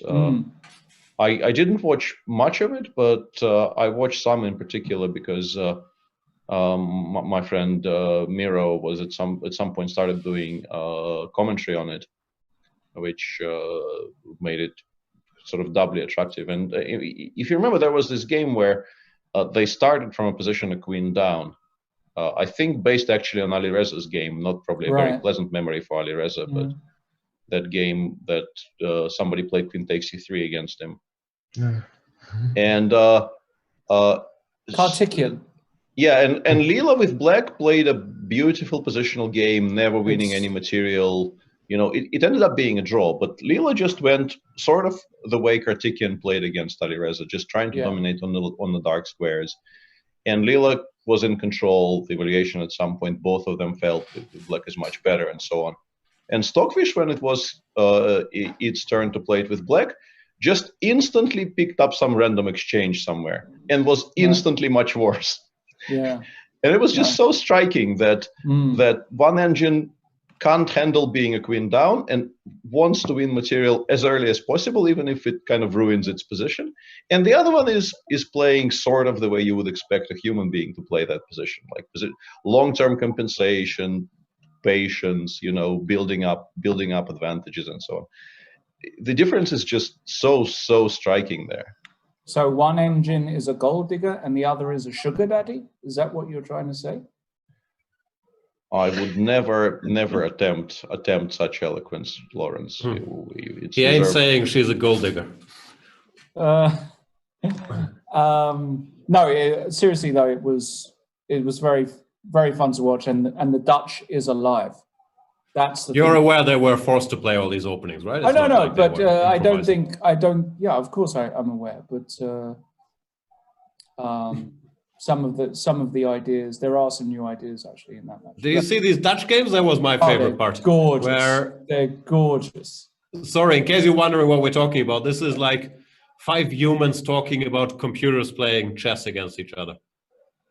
Anyway, both sides decided in this position the best plan for black is to play e6 and d5, which made me very happy as a long-standing hater of the Leningrad Dutch. Yeah, Leningrad with the Fiat Cathode Bishop and wasting a tempo. You've got to love it. Okay, what's going on then in the Anish versus Jan Nepomniachtchi game? Because I think black's position is really bad. I don't F6 yet to play. Yeah, F6 is. Yeah, white will play H6, and then the question is if he will. Well, then black is kind of. You don't even need to hurry with that, right? You can play F3 for now and keep both options keep both options in reserve. Yeah, maybe. Yeah, why not F3? F3 does black. Maybe black will play G5. Yeah. Well, yeah. Thank you. Yeah. Great minds think alike, exactly. as they say in the business. But G5 does allow E5. I don't know if that's a concern for black. It might be. Yeah, that is true. Well, I don't see the downside to playing H6 because I don't think white is ever going to take on G6. I mean, I can't imagine when the pawn would be weak enough to be attacked on G6. Yeah, I think that's a very good point. We always end up playing H6 anyway. Anish has done the unthinkable. He's way ahead on the clock. Actually, this is the first time in this match, and what feels like quite a while since Anish has had a really super promising position. This is if he's going to try and squeeze something, it's got to be now. If he doesn't get anything from this, I don't know what else to say, because it's just, this looks gorgeous for white. Well, it's both promising, but it could easily go out of control. I don't think that this is an easy position to play by any means. I think you have to be extremely accurate to prove anything. Is it because, yeah. Well, I mean, your advantage is always going to be concrete because white has no. I mean, white's advantage is purely based on some slight vulnerability of the black king. I mean, endgames are obviously bad for white, so you can't trade queens, and at some point, you will have to attack black, I think. Okay. What about the other game, MVL against Ding? We've got another very sort of. Yeah, they keep discussing this. Yeah. MVL has decided that Queen C2 Nimzo is the only line he needs as a new 1d4 player. So they keep going here, and this time around Ding goes for a sharper reply, c5 knight c6, followed by all this stuff. Yeah, I guess equal. You guys tell me. Very, very dull. Very dull. I say we stick with 3. I don't know. Dull is not a word I would use here. Cultured eye. Well, black has to find the next move, right? Some sort of h6, queen e7, I guess, just to. Yeah, you can also kind of pass, I guess. Yeah. Let's go back to the Giri game because I'm very curious, and we've had a move here, very interesting move by Anish, queen e3. Somehow I like this move because you keep options open. Maybe he wants to go e5 at the right moment as well and just try and exploit all the dark squares. Maybe he can think about d5 at the right moment as well. Also interesting. By the way, just a small interruption. Thank you so much, Ali Reza, for joining us, for being on this program for sharing what happened in that incident and still lending us some of your expertise. Best of luck in the rest of the tournament. Thank you very much. Thank you, Ali Reza. Yeah. A real sport and top, as we say in the business, a top bloke. Queen A4 on the board. Fishing exhibition. He's trying to at least ask some questions and possibly maybe get some pieces off the board. The thing is, even let's say if the rooks come off, I'm not sure if his position improves dramatically. The bishop on b7 is just very poor. Like rook d2, rook c2. Even let's say f3, rook d2, queen d2. How? Yeah, let's include h6 finally. F3 allows queen a2. Ah, yeah, that's a good point. Is this? Can we go Rambo here and go rook d3 and just say, okay, time to give checkmate? Or is d3 here? Well, I mean, I understand I'm giving the pawn on a2, but I'm trying to checkmate the guy. You want to take on a2? What do I do? e5 there, I guess? Knight c3 is maybe not. Yeah, I don't know. Knight c3, rook c1 check. Rook c1. King h2, queen c6, I suppose, yeah. And then rook d3.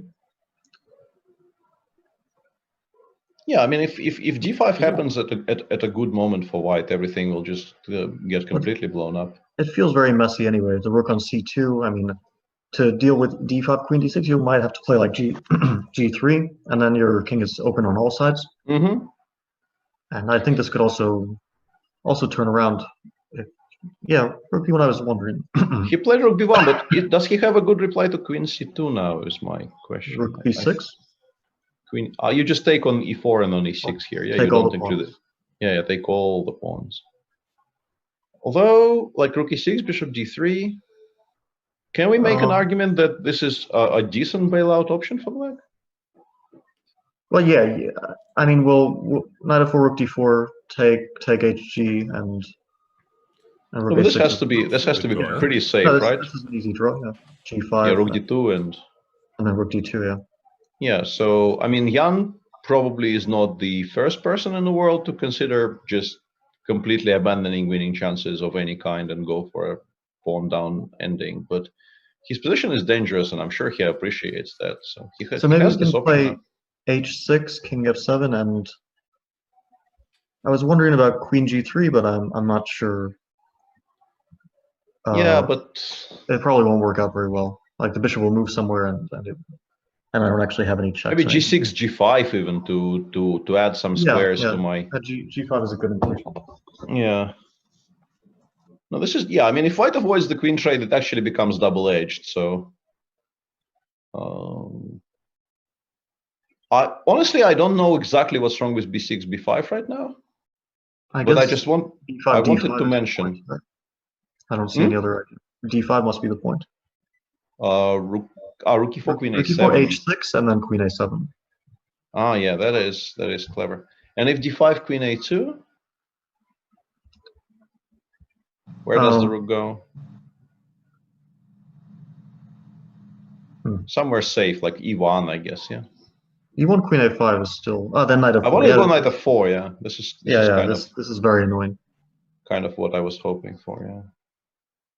No, I think playing b5 is extremely scary for black because you switch off your own queen from the defense of all the weaknesses, and you might just get mated. So, which is why I was kind of invested in trying to make queen c2, queen e4 work.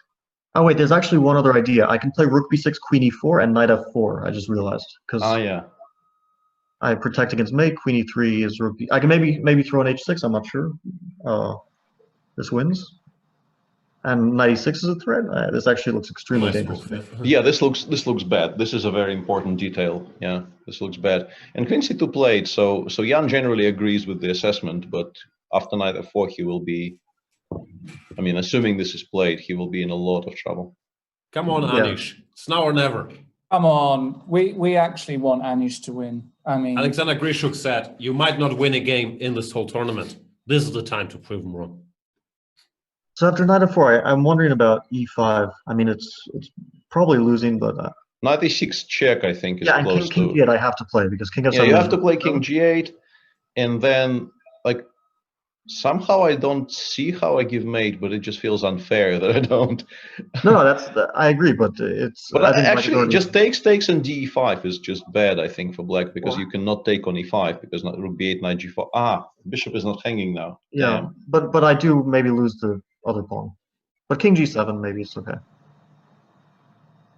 Yeah. These endings could also be very drawish, even if I do lose a few pawns. Yeah.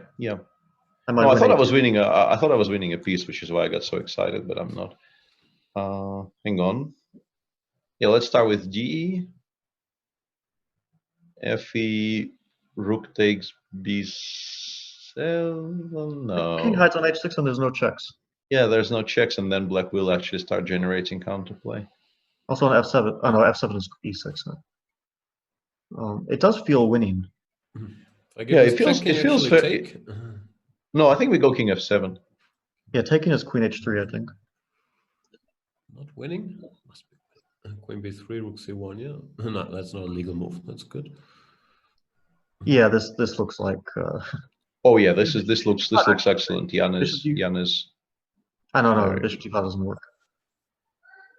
Why? Knight takes. Ah yeah, knight takes and queen h4, queen h3, yeah. Like knight queen e1, king h2, rook h4, king g3, it hides. Or rook c1 and I have queen h3 holding everything. Yeah. Strong players and your calculation ability. Yep, looks good. Anish, take a moment. Yeah, he's taking a moment.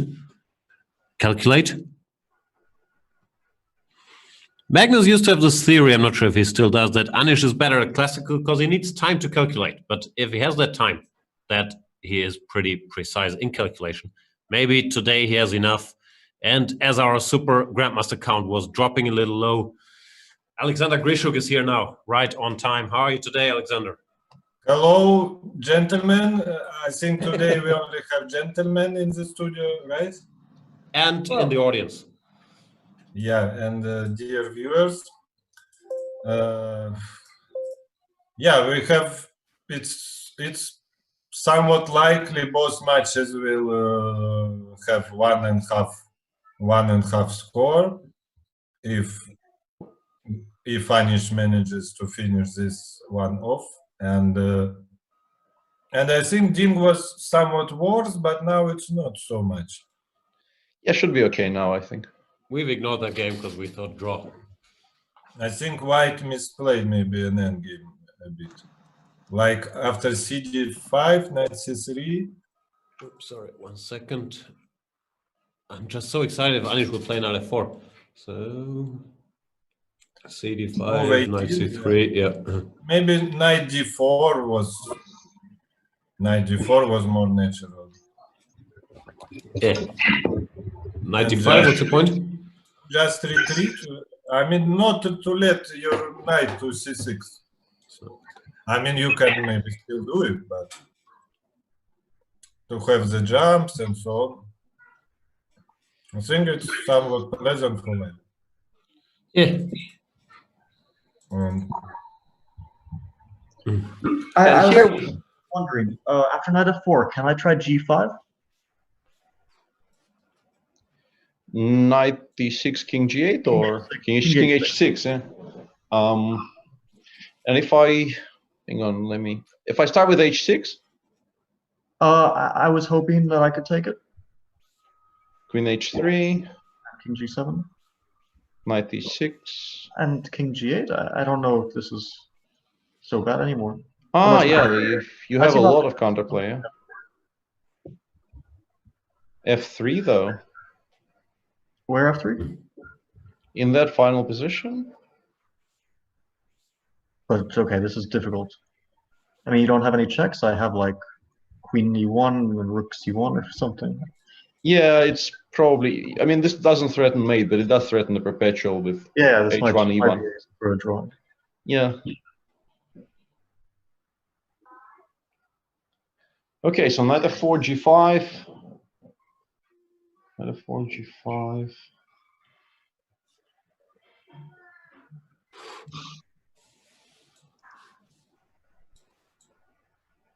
Is knight? No. Is knight a5? Could knight h5 check be actually a strong move in that position after queen h3, king g7? King f7? Knight g3. Sorry. What do you do after g5? h6. Takes, queen h3 check. King g7, knight h4, knight h5 check. No, but king g6 and queen takes g2 is fine. Yeah, I thought I can play rook takes e6 in this position, but you have queen takes g2 with the immediate equality, so. Yeah. Yeah, okay. Take it back. What is wrong with h6, king f7? Rook takes b7, I thought. Ah, okay. Yeah.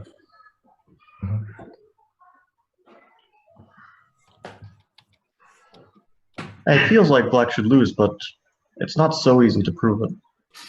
Yeah, and Anish is down to 4 minutes, and you know the normal clock service has been resumed. Jan having about twice as much time left.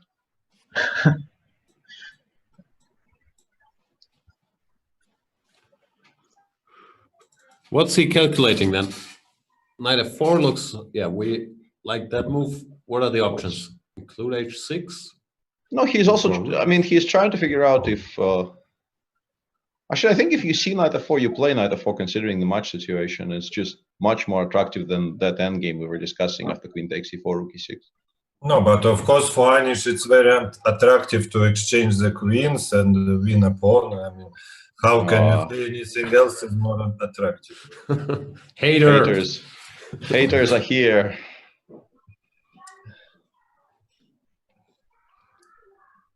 I was very happy about the prospect of us reverse jinxing Anish, but he is now taking such a long time on this move that I feel like we may... okay. No, I think if he sees knight f4, he plays it because it's... He's gone h6, which is... Play h6 check. I don't quite know what the... I guess maybe knight f4... Maybe his point is now knight f4, and after g5, h6 you can no longer take. So you're threatening rook b7? Yeah, he's done this in this order, and we were calculating e5 in this position. I don't think we came to any kind of definitive conclusions. Maybe e5, g5, fe5, knight d3 simply. E5, queen b3 That's looks queen strong, b3 shenanigans. Queen b3 was also very strong. But knight d3 is not something you want to... knight d3, queen g2 mate would be a bit of a problem. Yeah, sorry. Yeah, that's probably not best play.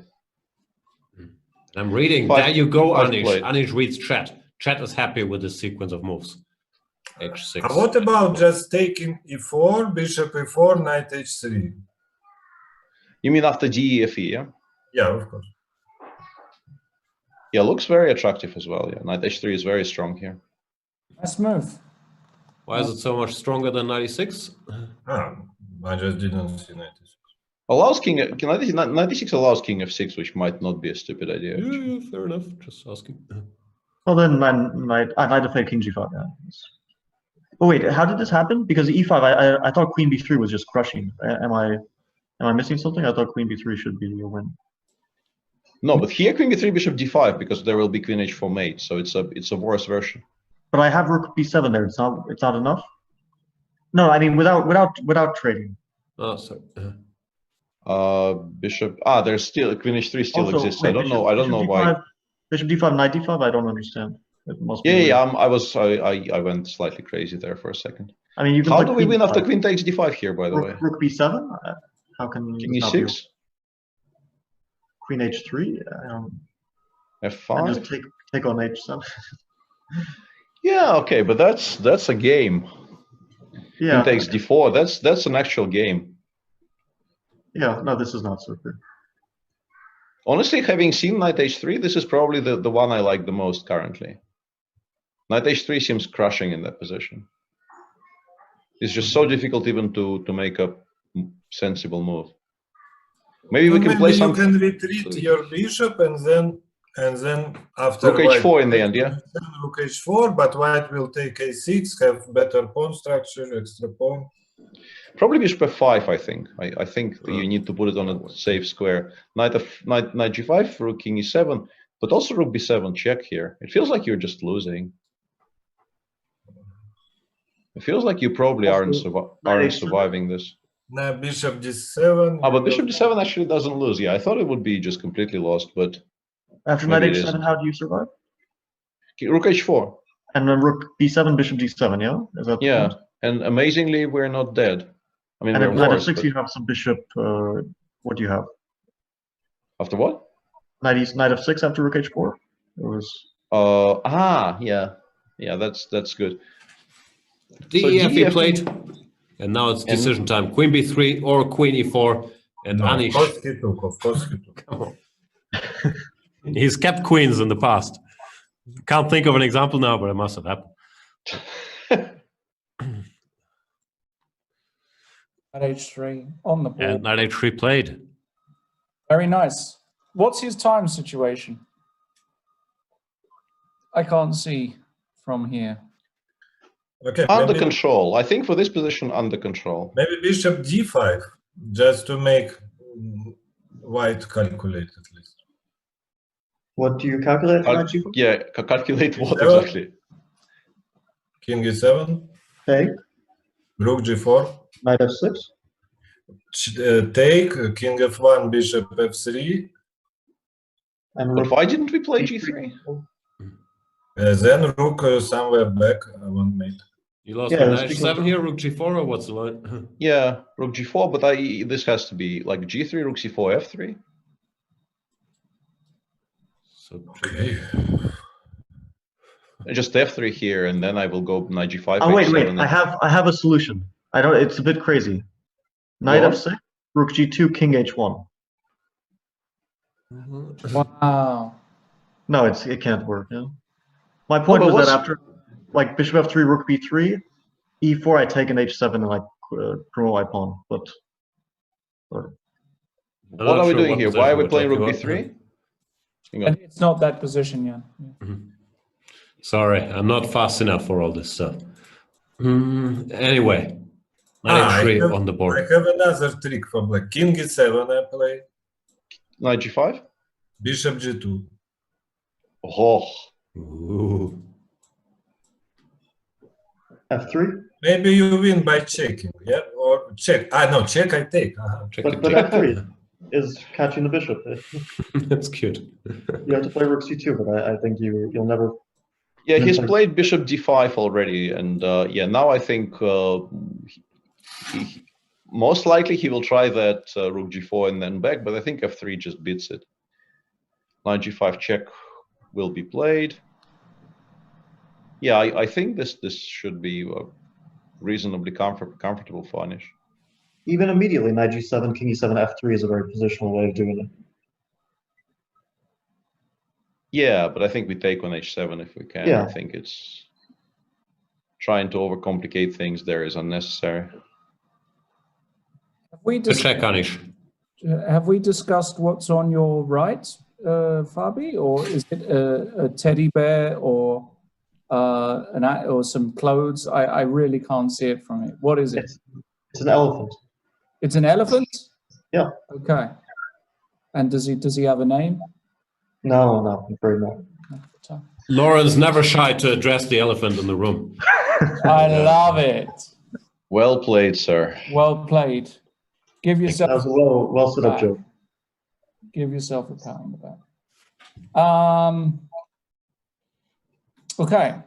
So Anish on. Will this be his first victory? Actually, Yes, if he wins this one, it's the first game he wins in this tournament. yeah. What a game it would be. Beautiful from start to finish. Using all the latest chess insights, pushing his pawn to h6, then exchanging queens. It's, it's the end of the Grunfeld, Peter. You have to learn the Slav, like Maxim. Okay. You're the one who pushed this pawn to h6. This is all your fault. You've destroyed your own opening by doing this. Isn't that right? You've created this monster.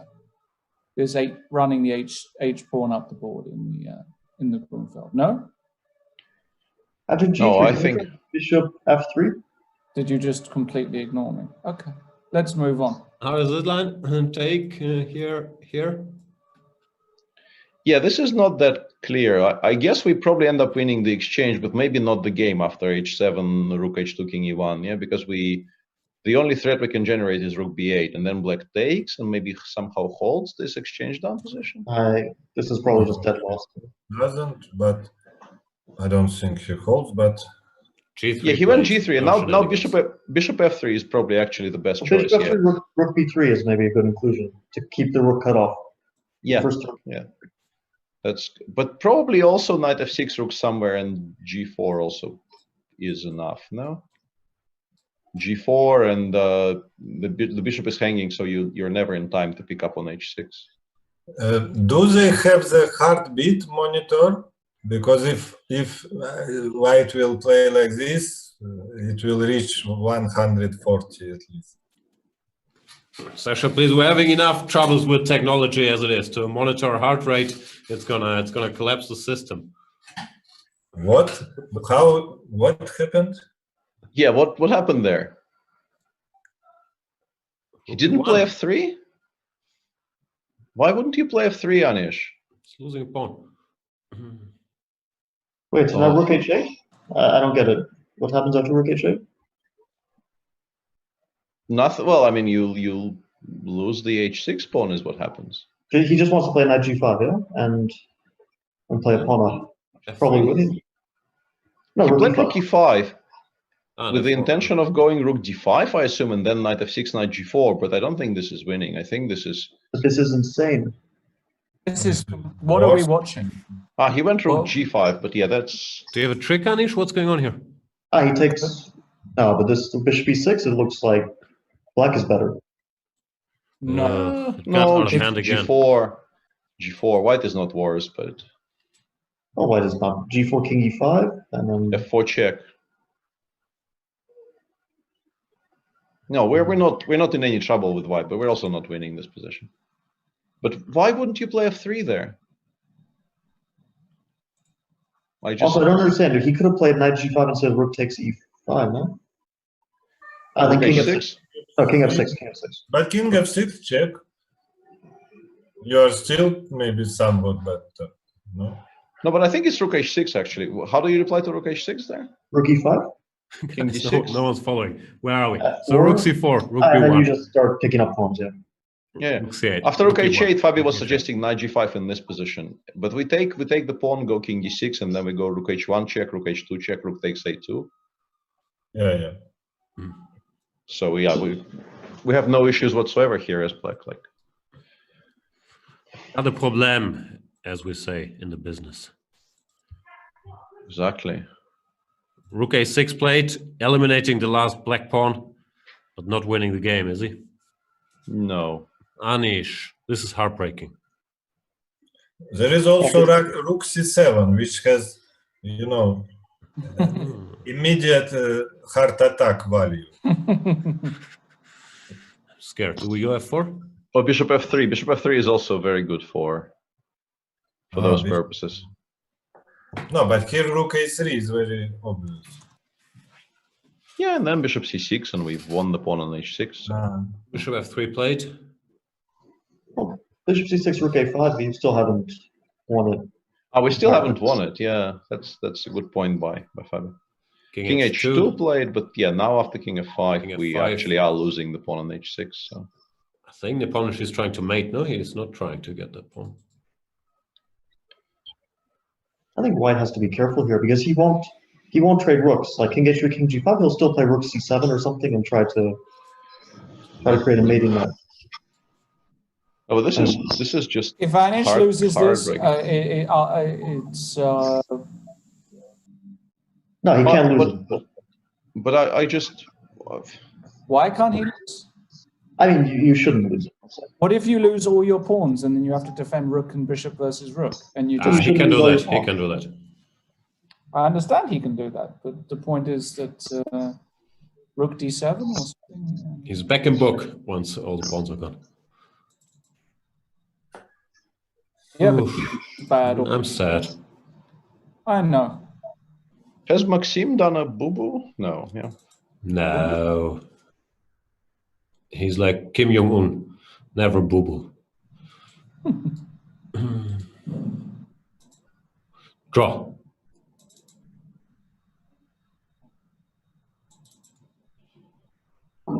Rook A6. So this this wins a pawn. Rook B3, okay. And he goes back to B6. But maybe he's not trying to win with black. Eh? I think Anish is in survival mode now. He has 10 seconds and Yeah. No, I mean, No, but- black, Jan is not trying to win. Is what I mean. Looks like draw is imminent now. Yep. Yeah. Yeah, Draw they agreed. agree to draw. How much time did Anish have on move 35?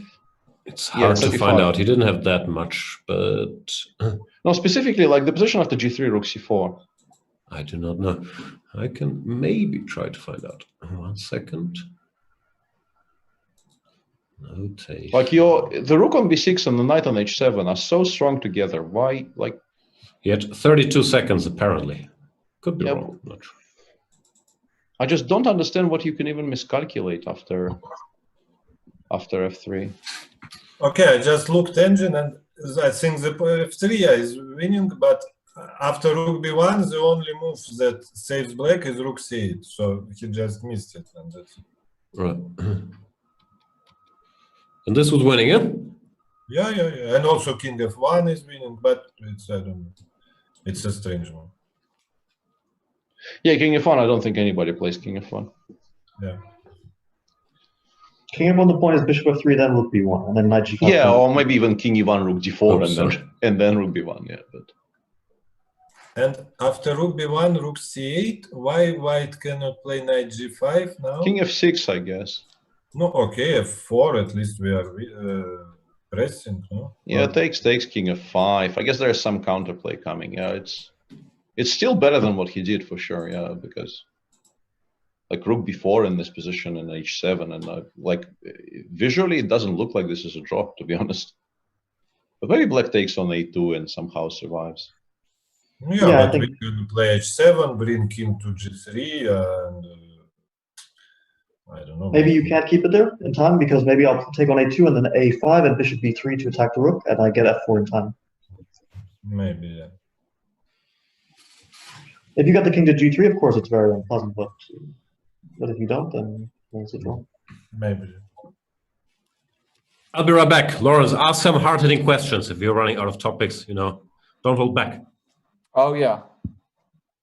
Hard-hitting questions. So, Giri now in, well, must-win mode, but I don't know about you, Fabi, Alexander, and Peter.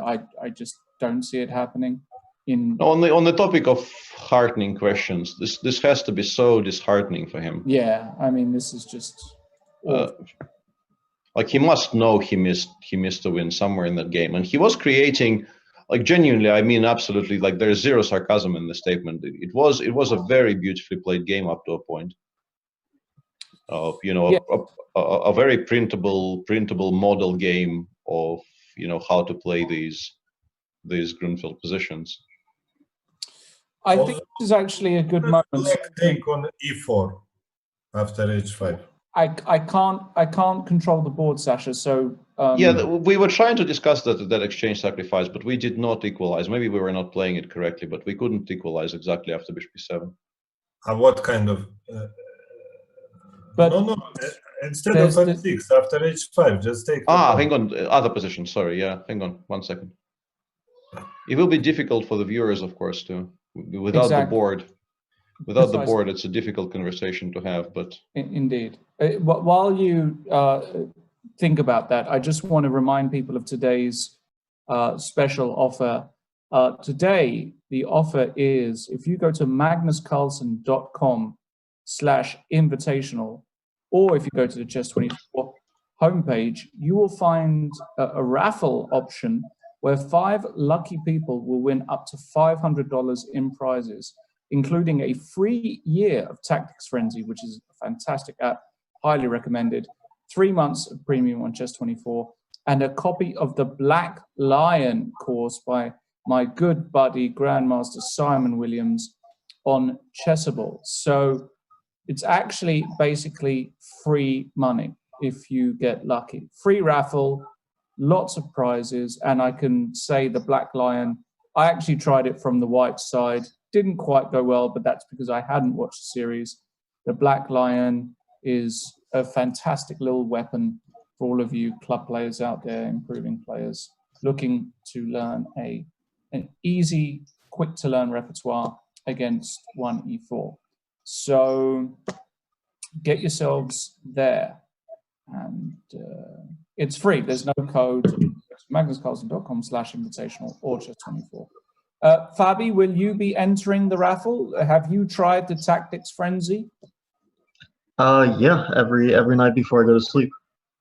And it's actually quite tricky, no? The harder level. No, I have to admit I haven't tried it. I'm sorry. Okay. You were teasing me. Pete, Yeah. have you tried the Tactics Frenzy? I opened it up right now to see what it is, and it asks me to log in, which is normally a horrible block for any progress, because creating an account, as is well documented, is very, very difficult for me. Okay. And Sasha, do you played the trainer, Magnus trainer? Oh, sorry, the Play Magnus app when he was. You were mentioning how you were playing him. Yeah, as I said yesterday, I played 2 games. Yeah. Yes. And immediately. About Tactics Frenzy, have you tried this? Okay, I have the same, but on another side. Yeah. We don't. You know, the one when you have to click your mouse very fast. Ah, that one. Yes. In a 5-minute. Yes, I know that one. We won't talk about. So we've got a few minutes until the next games kick off. Fabi? Yes, Sasha, please. I wanted to touch one topic, since we have some time to spare, that I think the core of Anish's problems when he plays against the best players is the same as Peter Leko's one. It's starting to play super tournaments too early. And, you know, usually people, they sort of dream to play those tournaments. But in fact, I think if it happens to you too early, when you are not ready to fight for high places in them, it's actually can be very bad for your chess development, at least for reaching the very heights. You know, you will be a very good player and high class, but it can kill your fighting spirit. I think the best for your development is playing the tournaments that you can win, or at least you can fight for the first place, for the victory. So do you think then, so basically the highest level at which you can still fight for the victory, this is the best for your development. Of course, if you want to become world champion. I mean, if you just want to be world-class players, then it's not necessary. So based on that logic then, Alexander, are you saying then it's a mistake for Ali Reza to play in this tournament? But Ali Reza, I don't know, at least, but first of all, he was fighting for the first place in Vachier-Lagrave, right? Okay. I mean, it's a bit different, you know. It's one thing if you play, let's say you score 50% and you just make 90% draws and you win one game, lose one. And another thing is you win 4 and lose 4. It's a bit different, you know. I think it's a bit. I mean, only going by those 2 cases when, for example, Magnus was also playing super tournaments when he was 15, 16, and in Vachier-Lagrave, his first time he scored very badly, like minus, I don't know, 3 or something. And in Linares, he didn't score very well, and I mean, of course, he was an underdog when he started playing, but after some time, he started to fight for the first places. Yes, but it didn't take long for him. You know, it took for him maybe a year or 2.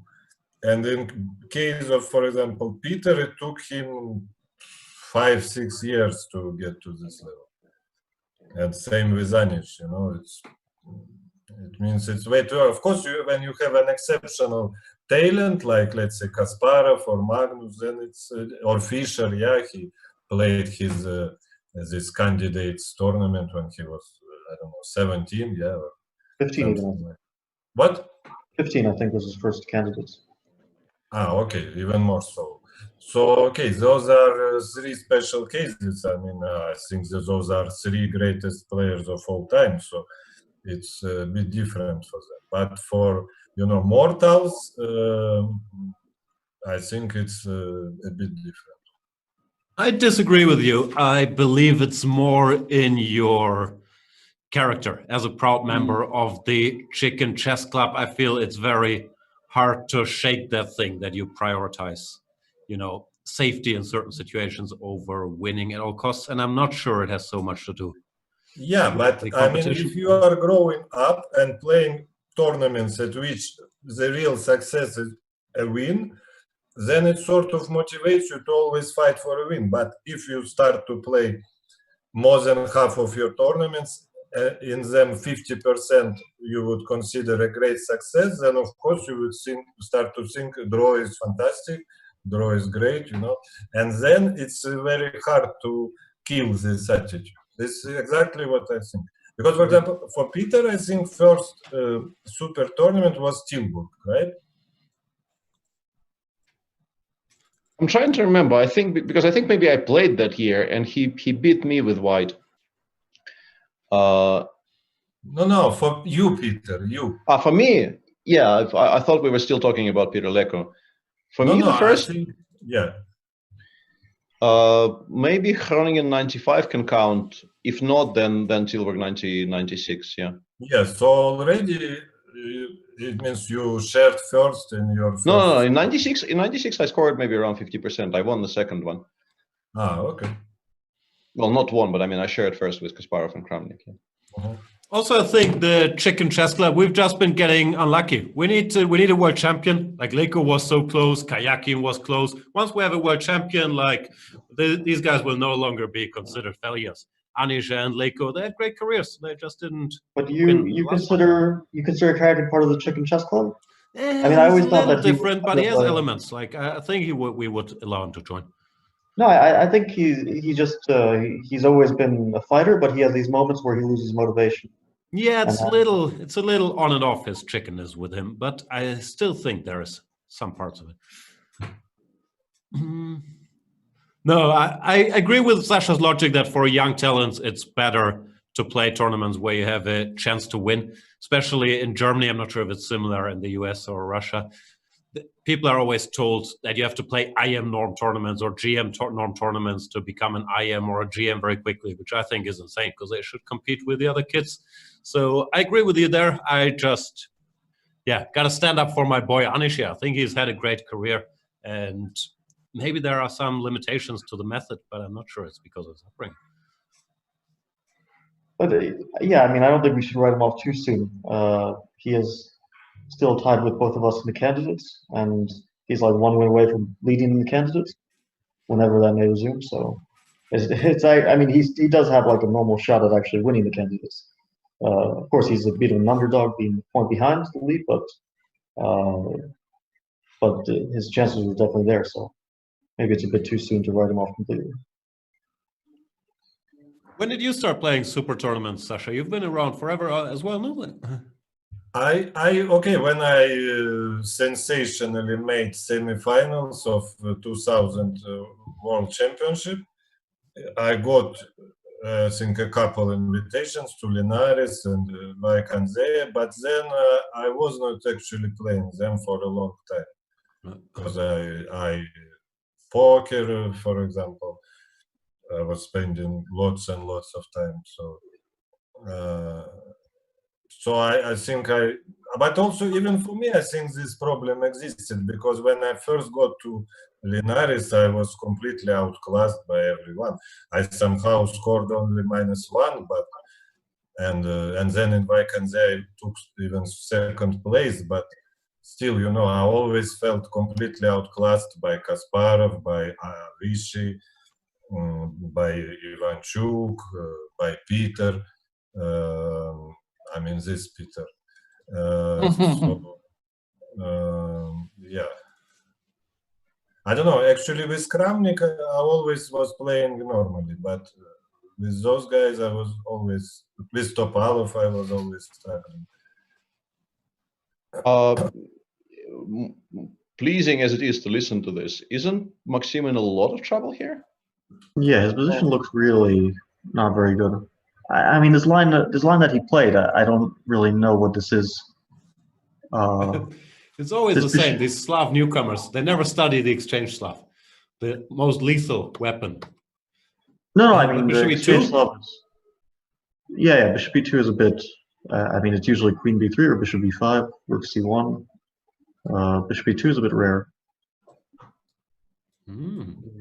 I remember there was something like this in the game Wang Yue against Ding Liren, and I don't know if it was in this exact move order or something similar, but I think it might have been this one. So maybe he just took the idea and used it from the other side.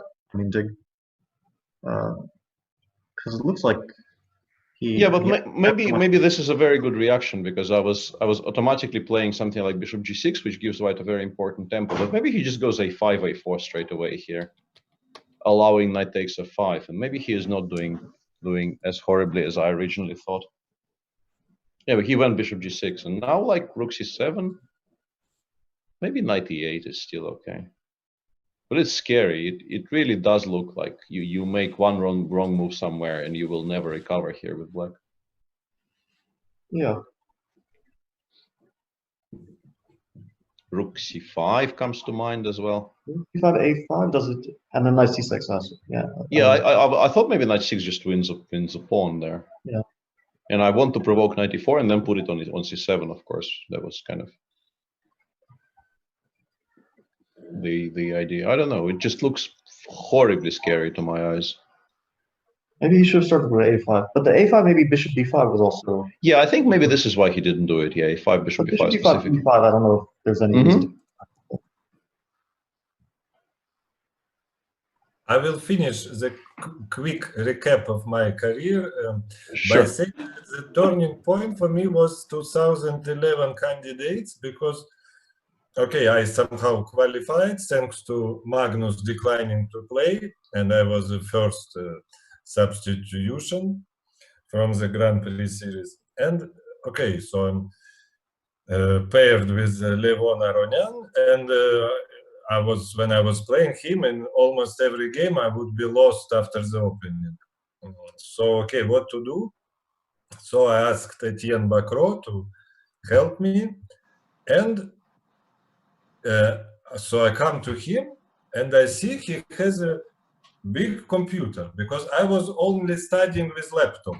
So, and I said, what is this big computer? He says, of course, you need big computer, many threads. I said, like, how many threads you have? He said, like, I don't know, 24, or I don't remember. I said, 24? I have 2 on my laptop. 24, I could not believe. And because for 10 years, from, I don't know, 2001 to 2011, I was out prepared in all games against top players. Just in every single game, okay, analyze, I can spend a lot of time, but then, okay, guy makes some move I didn't look at, and then, yes, somehow computer approves, but it never shows me before the game. So that was a completely eye-opening thing for me, that you can analyze with, you know, with big computers, and we brought some of them to Kazan, where there was candidates matches, and actually I was not losing by the openings, and then I realized that if I'm not losing by the openings, then I can fight on pretty much even terms with those guys. It was completely game changer for me. Is there a reason why you chose Etienne? Do you prefer a smoking partner as a second? Does that make? No, I mean, I was always friends with him, and okay, I was of very high opinion of his opening preparation ideas and so on. Nothing to do, because I always felt like you could go for smoke breaks together and it's quite nice. But no, yes, it was nice bonus, I guess, but not something I was thinking about at that time. If you apply for a job with Sasha and you say non-smoker, he doesn't even look at exactly like application. Yeah, and but now it's changed again. Now you can do things on your laptop again. Like it's come full circle. You don't need to carry the desktop around, no? You can have your engine run remotely. Of course, now there are these team viewers and stuff. Yeah, of course. What's this? Draw? well, Queen takes f2 is very smart, and now White kind of has to work a little bit. Otherwise, I don't know if Jan just missed it altogether, or if he thinks this is an easy draw. I guess it is kind of an easy draw. Just go rook a5, h3, rook 1, e2, a2, and just pass forever. I don't think Black makes much progress, but he could also just not play rook a1 on move 22. Like the move rook a1 wasn't forced. No, but this is, I mean, Black will get 3 against 2, but that's it. I mean, you don't have to play rook a4, you can play rook a5, for example. Yeah. I mean, king all the way over to a7, and then maybe we can ask some questions. But maybe Black should start pushing the king side. Just advance the pawns, like g5, king to g6, h5, h4, and so on. yeah. I would lose this easily. How do I simplify?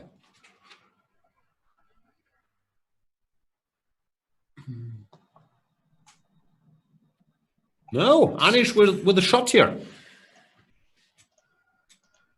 Yeah, definitely more of a shot than I thought when I saw the position after, let's say, move 15. I thought Jan will just hold this very, very comfortably because he's not even worse. But now there's, by the way, sorry to interrupt, Alexander. I have to ask you one question. Thinking of these laptops, it's a story I heard. I'm not sure if it's true. I think. Which one was the one you played? San Luis 2005 or Mexico, or did you play both? Mexico, yeah. Mexico, yeah. I heard a story that one of your seconds showed up without a laptop, and he was very surprised when you asked him, "Where's your laptop?" And he said, but I thought you just want my opinions on positions." Yes, it's Andrei Shekachov. I see. I wasn't sure if I was allowed to name. And Yakovenko had laptop, and he did not. So he was just. And it was thinking. extreme fun analyzing anti-Moscow with 2 laptops. It was, I think, the most exciting piece of analysis. And actually, we came up with great idea. The one I then used to beat Karyakin was actually the idea who came up with it was Shekachov. He found this idea. It was incredible. Right. Wow. Peter was very lucky that we found it after our game. Yeah. Because it's a fantastic idea, really. I mean, not joking. Yeah, those were good times when you could still find stuff in these lines. Also, I remember before, when I was working for Peter Leko, before he played you in one of these tournaments, I think, Nanjing, yeah. I spent all night on this.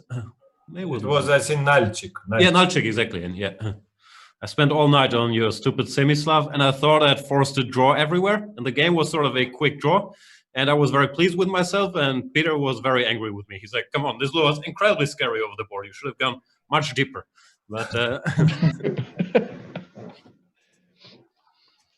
yeah, those were good. No, times. I remember I was playing Peter Leko in the last round of some Beijing Grand Prix, and I needed to win just badly.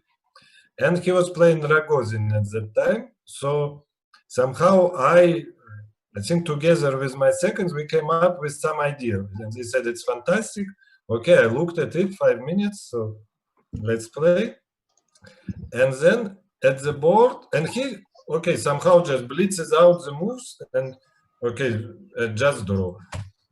And what has happened is that, but you played the main line, but you just transposed 2 moves.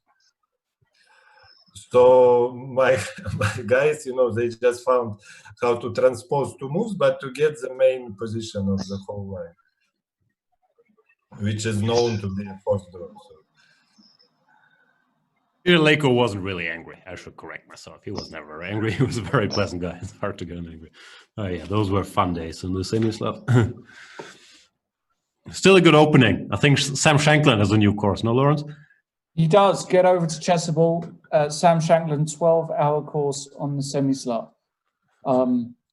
There's a man who knows what he's talking about when it comes to chess and the semi-Slav. He is one of the best prepared players out there. So Sam Shankland's course on Chessable, get yourselves over there. Do you have some courses on reality shows on Chessable?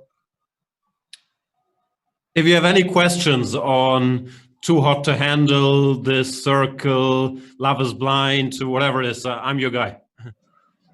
But why do you need a course? No, because I mean, he was how to say, he was in one of those, right? Oh yeah, do you see that video? Sam ruins the dance party. I might have seen once, Yes, 100 times. I've not seen that, actually. I'll have to check that No, out. Lawrence, you've seen it. You've definitely seen it. How do you know I've seen it? Have we seen it together? Well, because you were. So he went. Why He have I went definitely on that seen it? show before U.S. Championship. He had recorded it before U.S. Championship, and you were at the U.S. Championship. And at some point, there was a party where everyone watched the show. I think the show was called Naked and No, it's I not wasn't Naked and at that Afraid. party. That would have been great. What's No, it was something cursing and similar. no, kicking and screaming or something. Kicking and like Screaming. That's right. Yeah, Kicking and Screaming. And I was there? I'll have to watch it. You were there. It was 2016. It's 4 years ago. I wasn't there. You were there. Oh, I was there? Where? 2016. I was there, yeah. I can't remember. I'll have to watch it. Anyways, Sam Shankland, Semi-Slav, get on it. It's a good opening. It's not called a semi-Slav for nothing. Do you know how a Slav defense was called in the Soviet Union? No. Even I don't know. You don't know? In old, maybe at least in 40s, 50s, 30s. Honestly, I have no idea. No. Czech defense. The Czech defense. Yes, of course. Wow. I'm surprised Peter doesn't know. I'm shocked and appalled. Actually, I think he should have his title revoked for not knowing such. All right, 8 titles should be taken, yeah? The Czech defense, but what was that in Russian then?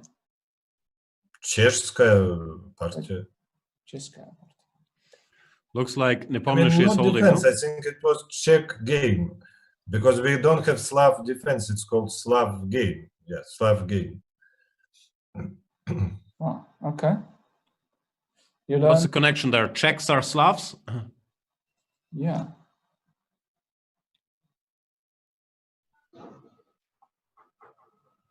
Okay. Oh, well, we're going to have a draw in Nepomniachtchi against Giri. And that's going to mean that Anish is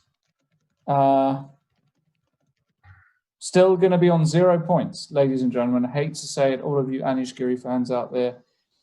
We're sad as well. We're rooting for him. We love Anish. He's an extremely talented player, but he just is missing that touch at the moment, and he is spoiling great positions. And yeah, at this level, you know, if you miss a good shot, you're normally not going to get another chance. And today, even in this last game, arguably was a half. No, I don't think he missed much in this game, but he definitely missed a golden opportunity in the previous one.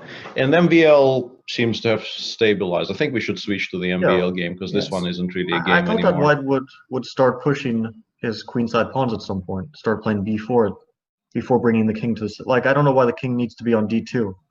When it was on before it was on f2, or when it was on f2, he could have played b4, no? So you're saying you should have played b4 a little earlier, yeah? King f2, king d7, b4, for example. Why not? Yeah, there was also something else that was, I thought, quite attractive. But it seems like he made a number of decisions where he just made general purpose moves, which seemed a bit too slow. Because for example, here, if you play rook b8, I play knight c6, and then rook b6, b5. To me, it looks very strong. and then take on a7, a4, a5, whatever. I don't see how you disrupt my pieces. And if you can't play rook b8, then what do? I don't see a good move for black. I mean, I guess there's something to do, but it's not obvious. e5, knight c6, Yeah. E5, even knight b5 often B5, looks very promising. Yeah. Well, this might just win a pawn. Yeah. No, it looked just really, really scary for black. And now, I mean, it still looks like it's a bit awkward, but it no longer looks like you might lose material in, any move. The bishop on g6 is still kind of out the game, and maybe you can actually play f6, bishop f7, e5 now. Maybe that's a plan he can go for. No, I think he should go for that.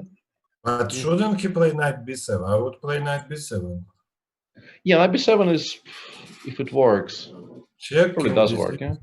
And then e5. No? Yeah.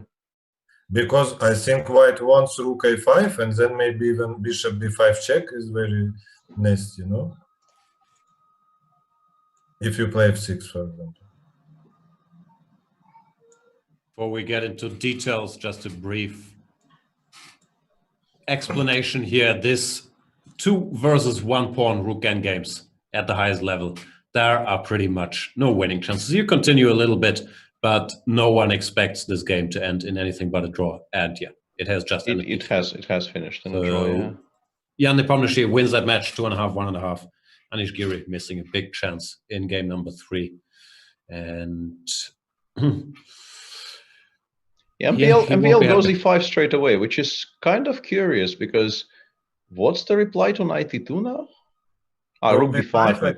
Rook b5, yeah, rook b5. And if you then take knight e2 or knight c7. But knight e2 rook c6 is even easier, no? Sorry. Maybe, yeah. Maybe. But I don't know, bishop f1 is a very strange move. But why not rook a5 instead? King c7, I guess. And what? Okay, now bishop goes. King b7. But yeah, I would have preferred this to what he did.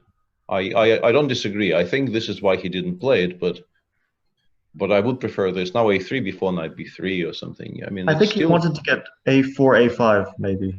Maybe his idea was not to put the rook on a5, but to play a4 and king c. Try to slowly push the pawns up the board.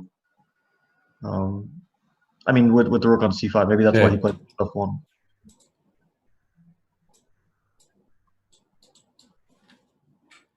But I don't know. Maybe bishop b5 check now. In the current position. Can I take? Knight takes.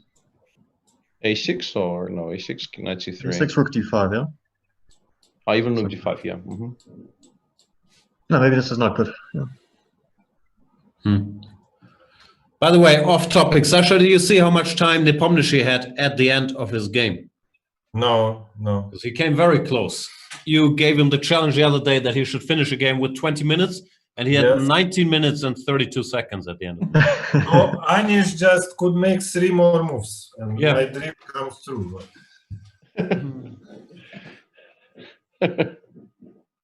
So I think Jan is the one who should have continued. When Anish offers a draw, he should refuse. 3 more moves. And get to 20 minutes. I think once in a classical game, he got to like 3 hours against Shirov or something like this. It was an extremely long fourth line in bishop c5, Rui Lopez. And and he got extra queen for the rook, I think, but it was a fortress. And he just played, 80 moves game, spending like maybe 10 minutes for the whole game. So he was getting extra time after move 40, after move 60, and so on. I remember he once played this beautiful game against, I think it was Yu Yang. I think it might have been like a world team. It was a Scotch, and it was a really, really nice game. And I checked the times at the end, and he had like 2 minutes less than he started, I think. But it was like very, very complicated. and very well played. I mean, almost no mistakes. I don't understand this at all, because while we were talking, I was trying to figure out why bishop d5 check isn't just winning, and I came to no conclusion whatsoever. I think it was extremely strong.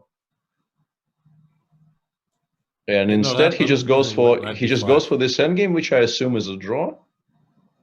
Maybe he wants to play bishop d3 here. Maybe he thinks the pawn ending is winning somehow. But against d5, I think you'll never win, even if you create the passer on the b file.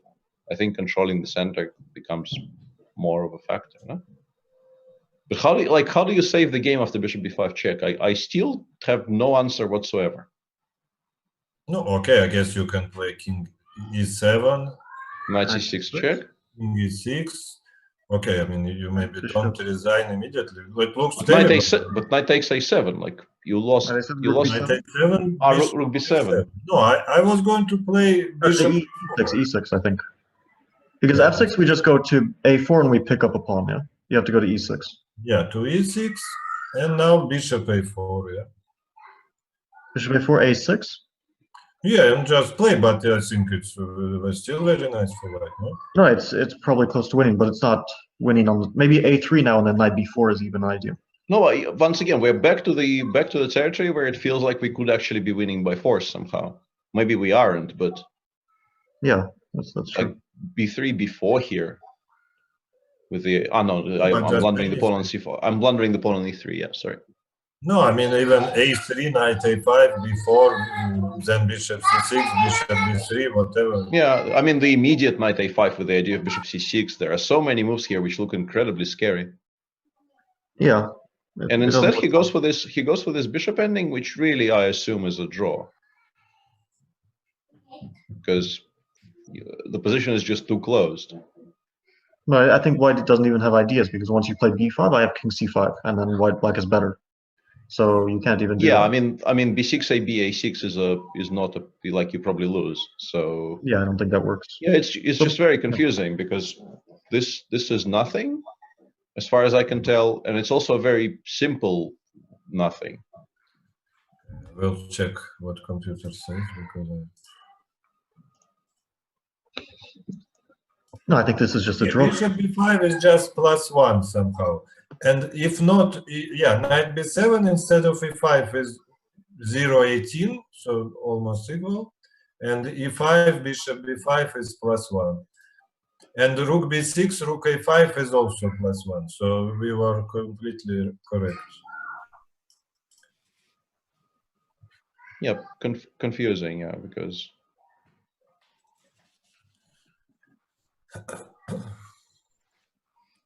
Lawrence, have you ever had a +1? But at least we'll have Armageddon now, so stay tuned. The excitement is palpable. It is. At least we are going to have an Armageddon. Now, what's interesting is, in the last Armageddon, of course, Maxime had what can only be called a catastrophe. He lost in what, 20 moves or something in this French. Yeah, he went for this f4 e5 against Nepomniachtchi, and didn't so do well. If he gets the toss, as we say in the cricket business, is he going to go for? Is he going to choose white because he's? I mean, he's got quite bad memories. Or do you think, you know what, I can make a draw with black against Ding, I'll go for black? I think he'll choose black if he